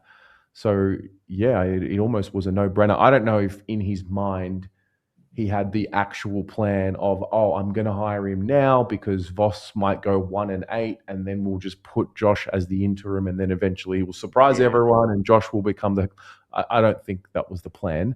But I think we've got to add better coaches to this group. We've got to add better people to this club. And I believe Josh Fraser is one of those better people. So I reckon he believed that Josh Fraser would be a head coach one day, maybe, but I don't think he planned it to the T like this. Yeah, I agree with that. I agree. Events unfolded where it could become a possibility. Yeah.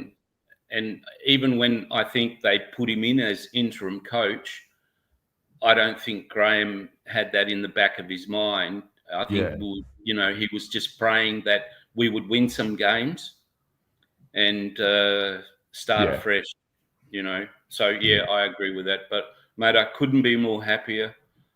Seriously, so happy that our players now have somebody who could lead them well, but with a modern game plan to make them better. And those youngsters will thrive. They'll thrive. They'll thrive, those youngsters. Yeah. So looking forward to this Saturday. Can't wait for this Saturday. Yeah. And then whatever happens after that, whether we play in Melbourne or whether we play in Adelaide, it doesn't bother me because I know we'll come out swinging. We will. And if we do play in Adelaide, I think the pressure is on Adelaide because Matthew Nicks hasn't coached a winning final in 7 years. Whenever they've played a final, he's never won a final. Oh yeah, they were out in straight sets last year. Yeah, from top, and that might give them something to learn off, which is quite possible and highly likely. But if we do play Adelaide in Adelaide, I don't fear them because they're a very talented bunch, but they're show ponies. Okay. And they'll be focusing on the outcome over the process the more you put pressure on them. So, absolutely. They can all get it. Every single one of them can get it. Doesn't matter who it's going to be. I'm up for it. Good man. Go Blues. See you, mate. Speak to you soon. Thanks, Des. See ya. Only Carlton. I don't believe in this whole self-preservation shit that people are saying. You know, like the old Carlton was scared. Like, I get it. Like, I'm very young. I'm 20. When Voss came in, I was 17. When T came in, I was 14, right? I was a dumb kid. I still am a dumb kid. But I don't know. I feel like Fraser hasn't given you a reason to doubt him yet, has he? You know, like, And I was the speaking. whole fear thing, it's not real. Like, what are you fearing? We're going to lose? That's all we know. So, like, what's there to fear that we haven't already, like... Yeah, no, exactly, bro. Like, and this is big for me. Like, you can't bring, and this goes for life. You get life lessons from a 20-year-old. You can't bring like old baggage into a new relationship. You can't. Yeah. Right? You can't let the ghost of David Teague hang over Fraser's head. Like, it's just dumb to me. It doesn't compute. You know, like, I get we're scared. I get there's older supporters out there that have been through like the really dark ages, you know, but you gotta like get behind this group. You know what? Like, the one thing I found out this year, and by the way, what a fucking year. We're here, bro. We're in wildcard with a new coach. You know, just on that as well, I think my previous fear that I had, which I now don't have anymore, was, oh, I want this to be the group, the 2015 drafted group, like the Charlie Kerner, that group. I'm like, nah, as long as it happens with this group eventually, that's what it is. Then that didn't happen, and it's pretty clear that you know, that version of the group, we're not going to win it. Now I'm totally free of all of that. Like, I don't care which group it is. The group that actually does it is the group that does it. That's the one that I'll celebrate. It doesn't have to be this player just because he's this player. Yeah, no, I don't. I'm not really attached to the players anymore. It's like Patrick Cripps. I grew up watching him. Jacob Wiedering was there from the start. But other than that, I don't care who gets it done. I just want to get it done. You know, it's the monogram first. I don't care. Players will come and go. The club will stay. We'll stay. But I don't think people understand how much power the supporters actually have. This is what I realized. Like, we actually have so much. We contribute to the players, the way they play, the club. As much as they say, you know, they don't listen to us, they don't listen to outside noise. They fucking do, bro.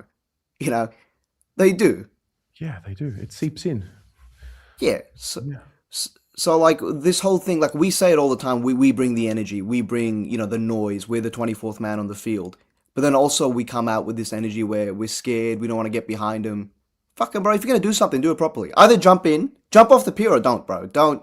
You know when you go to the beach and then you jump off the pier and then there's always that one guy who's like, I'm scared. Well, either do it or don't, bro. Yeah. Don't stand there. Yeah. We're all down here in the water waiting for you to jump in. Like, what are you waiting for? Yeah, and if you get hurt, you get hurt. Fuck it. We've already, like you said, we've already been hurt, but we were 1-8.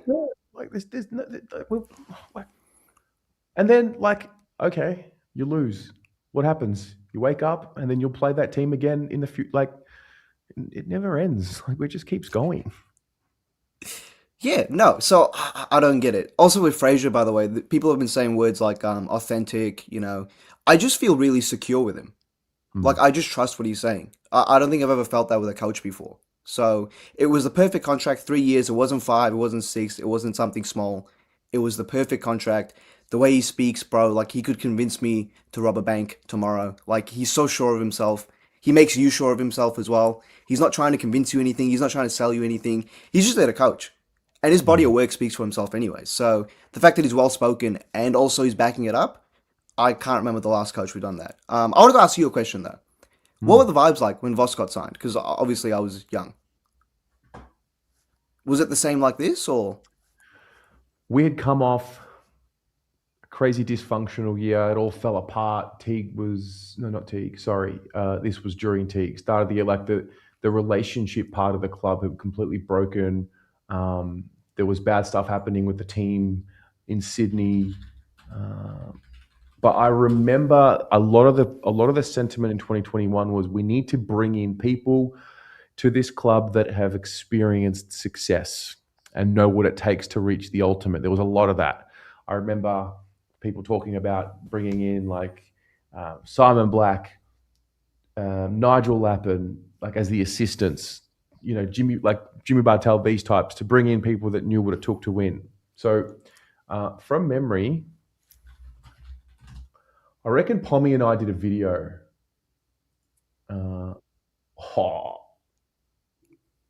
Check this out.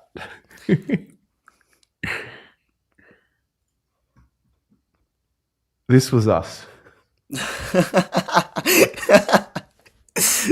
That's sick. Yeah, this was us. This was the vibes. Boss, mate. What was, He is indeed. What was your reaction? How did you feel about it? I think relief at first, because I mean, obviously we're at that horrible time of the year, aren't we? The week by is the worst time to be a Carlton fan because usually it's someone coming to us, but at the moment we've got everyone being linked with us, and also no coach. So it was more relief at first because at least we don't have to hear Tom Brown say, "I've heard, could, would, should," for a couple of weeks more. That was the vibes. Okay, so like it's not like so. I just heard Pommy's comment. People were dyeing their hair red. Some do made a Voss statue. It was mental. So like I'm not seeing that now. We're not fucking getting too up and about. Like I'm not. I still think we're gonna win the flag this year. But like everyone's like pretty complacent. Oh yeah, I've heard the word complacent. You know, like we're contempt or whatever. That's great. We don't have to get ahead of ourselves. But also you got to back this group. You know, and we got to live in the moment too. Like I've been seeing. There was a question asked last night somewhere. It was like if we don't make our top 6 next year, is it a failure? I was like, what? Like, you know? So. And you know what's crazy about that too? Like, even playing that out, because that'll happen in the preseason. The success will be top 6. So, what's crazy about that is whoever would think that way would have to wait until however long into the year before they deem it as some sort of a success, right? But what often happens is these people forget what they said at the preseason. And then let's just say the team is in the top 6 position. It's like, nah, you've got to win a couple of finals now. Like but that's just footy chat. That's just the way it goes. Yeah, well, the expectation should be a flag every year anyways, right? But you can't, like, but then there's a realistic thing where, I don't know, bro, I don't get it. See, sometimes, like, supporters cook me, but also I get it, because look at the fucking roller coasters we go on, bro. Look at this year, look at the year before, look at the year before, look at the year before. So I get it. But also, like, we got to live in the moment. Like, this is a wild card appearance that we're getting after being 16th. We were tied last with Essendon and Richmond. Yeah, true. You know, just before the bye. We're on 4 points, Terry. This was the first year I didn't put an expectation on wins. Like, I had predictions. My expectation was improvement. That was the expectation. Be better than the year before and improve.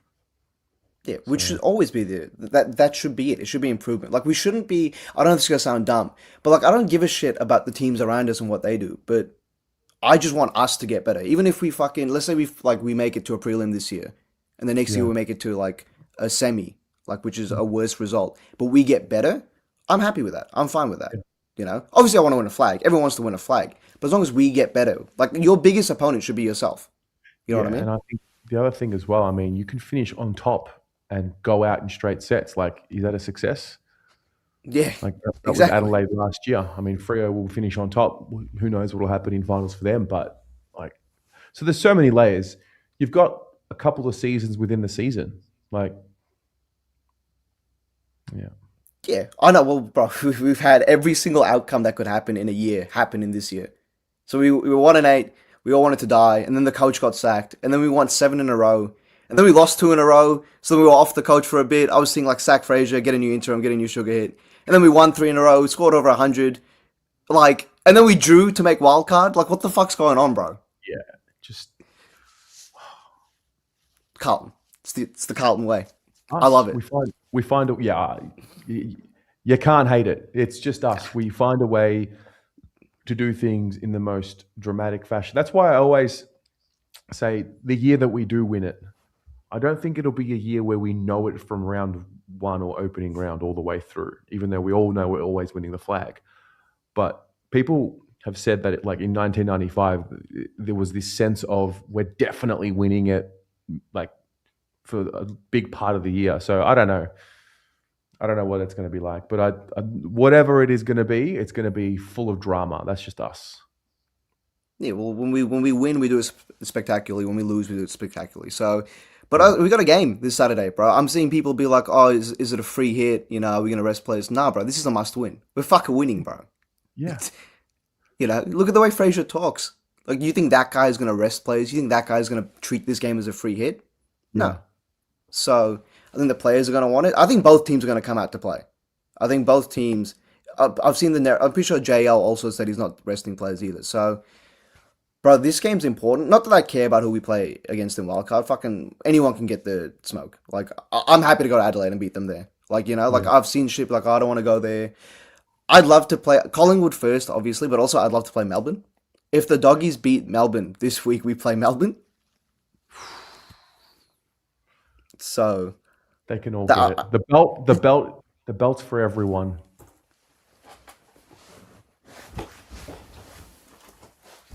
The belt is for everyone, bro.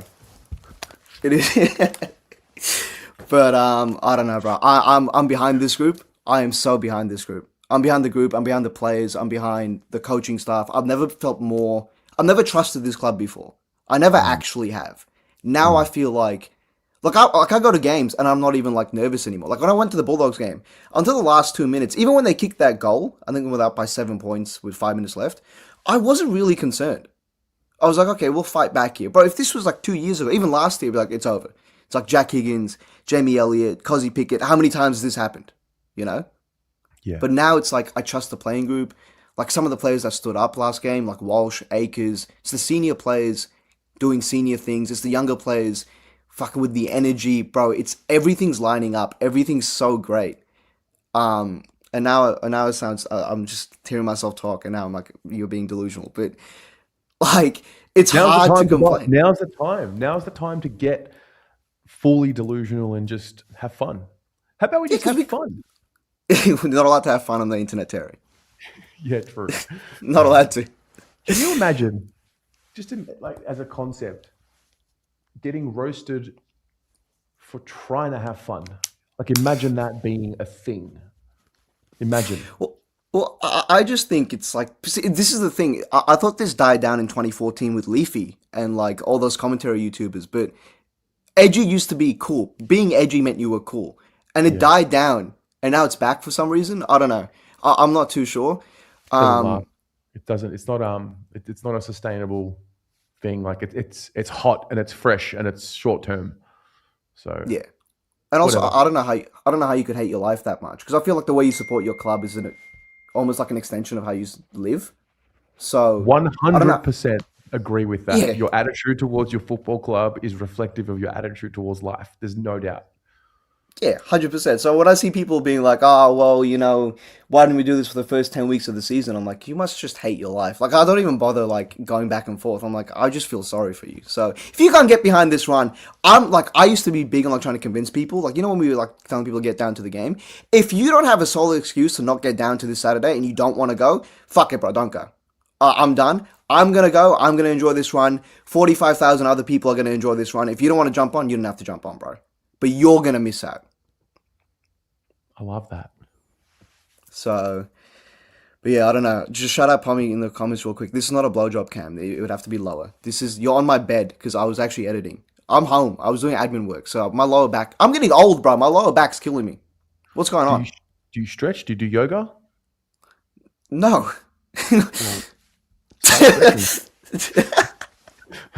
Do I do yoga? All right. But I don't know, man. We're going to win the flag. We can go all the way. There's no reason we can't go all the way. No reason we can't go all the way. There's no reason whatsoever. And the more we win, the more seed of doubt that goes into the opposition.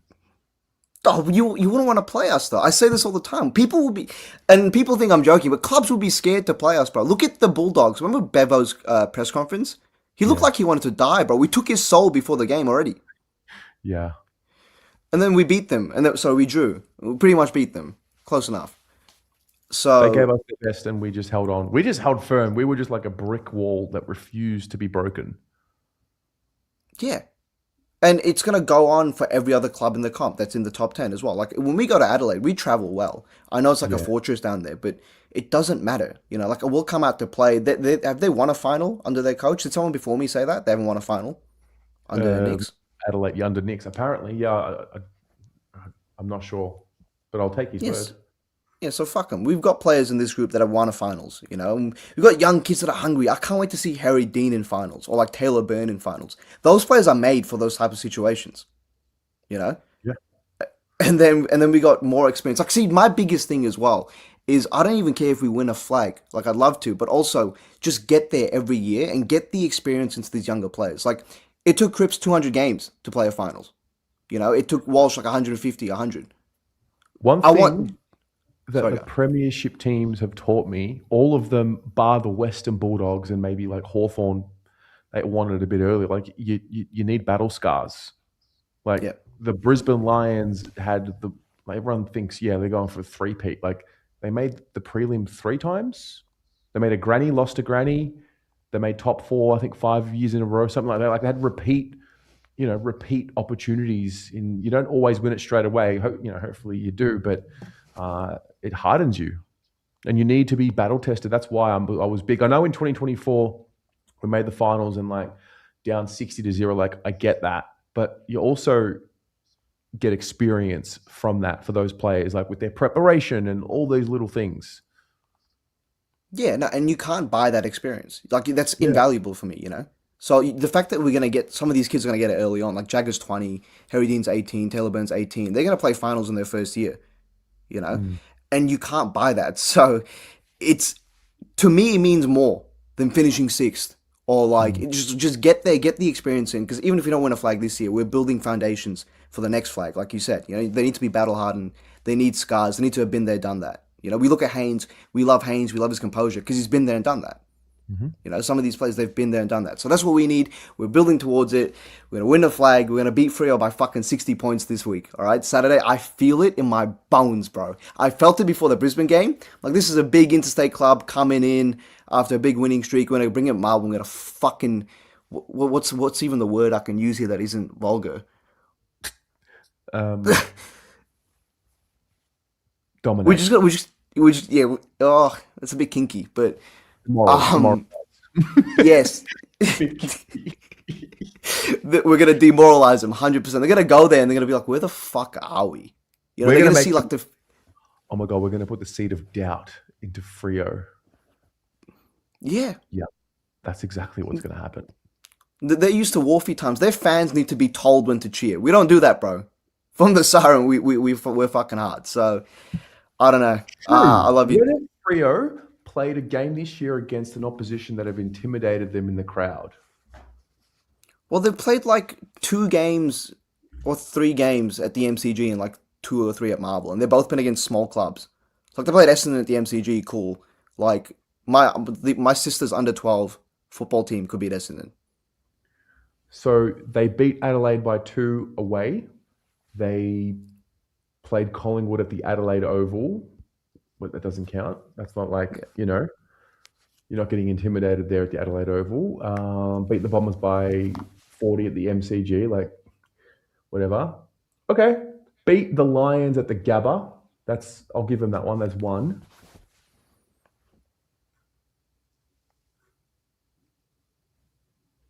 Oh my God, bro.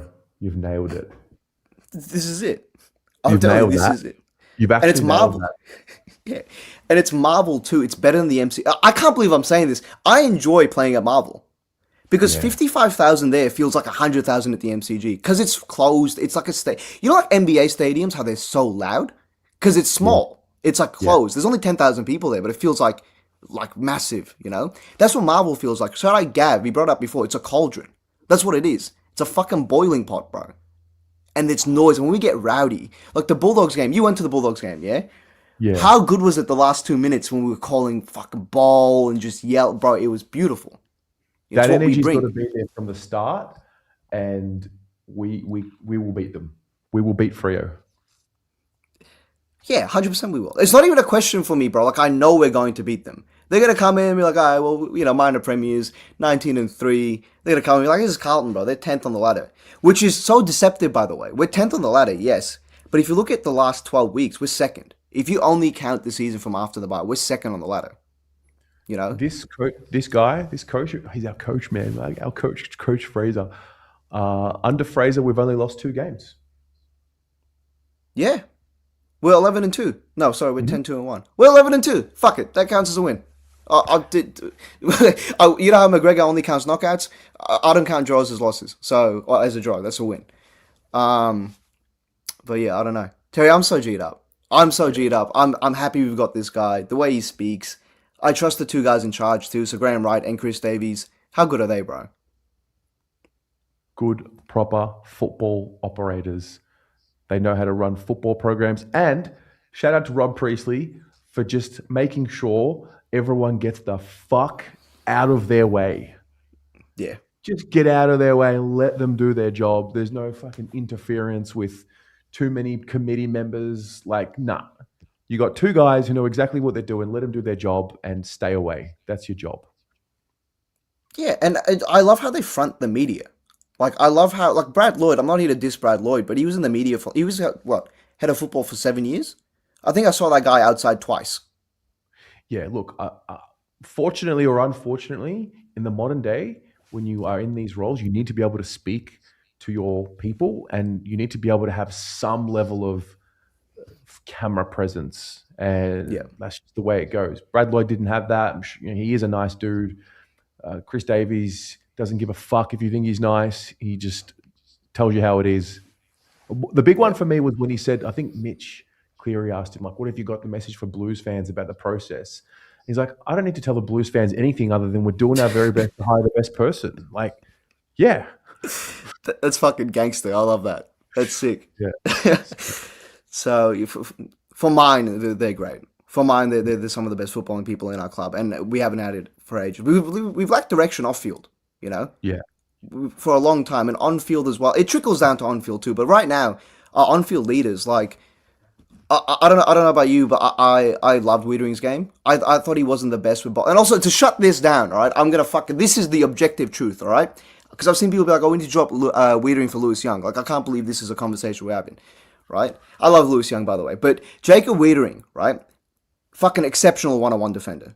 Like, I know he gave a couple of goals to Norton, and he had a couple of bad plays, but fuck, it's going to happen, bro. It's 7-1% for the game. The guy does 90% right, and then 10% we criticize him on.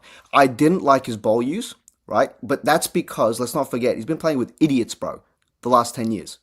Playing with like a VFL backline. So give him time to play under this system. Let him trust the people around him. Remember last year when he said, oh, I trust Jack Silvani, and we all lost our minds? We're like, yes, we didn't trust someone, finally. Let him trust the people around him now.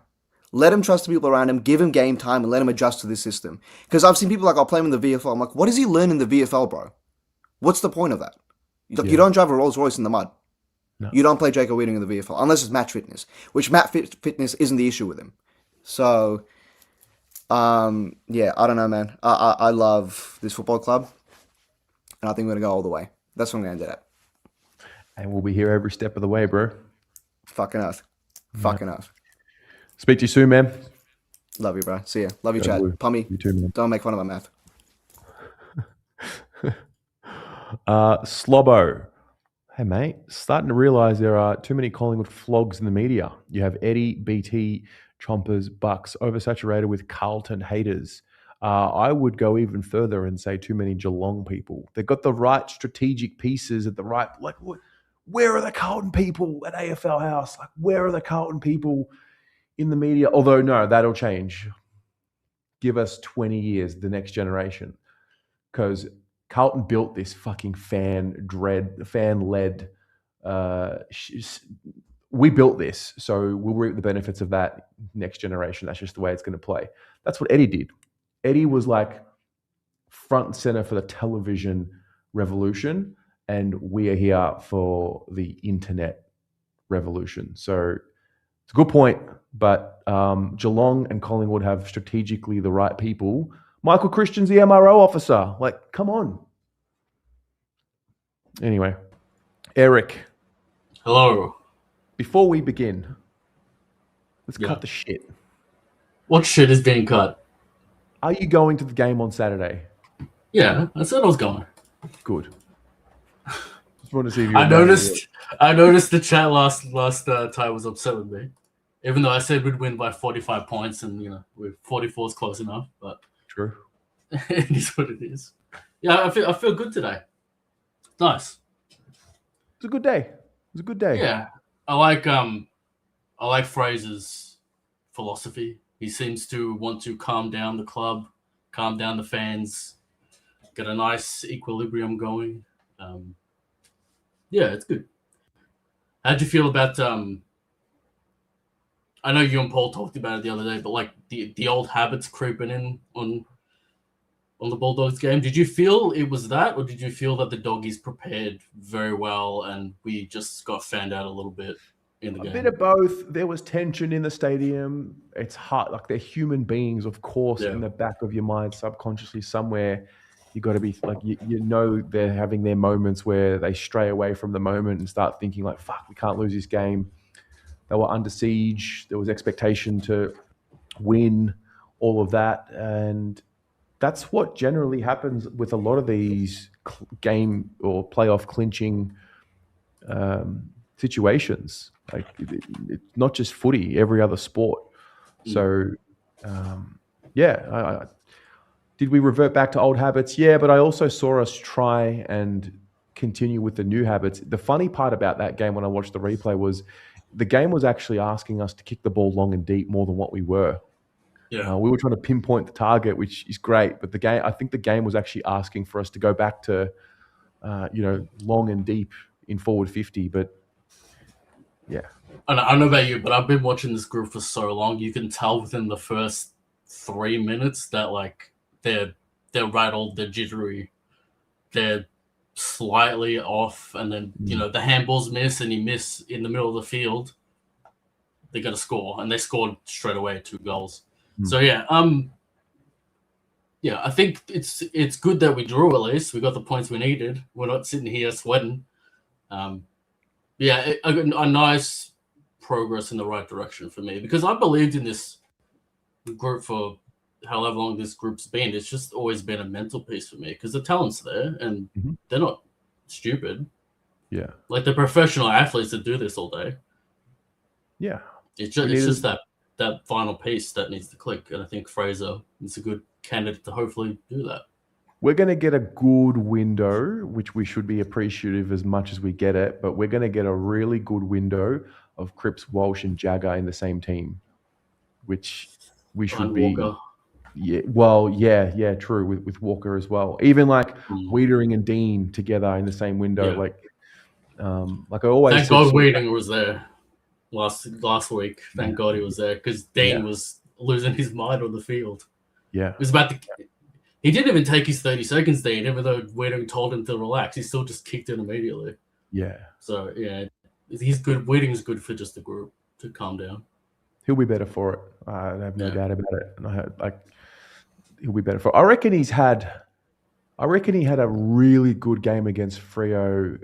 Was it last year or the year before? Maybe both. Correct me if I'm wrong. We match up against Freo very well. We do. They're kind of a little bit like Geelong in that way. We definitely match up well against Freo. There's something about the matchup that just works for us. Where are we? Teams 2. Last year, when did we play Freo? That was the day that Harry O'Farrell did his ACL. Yeah.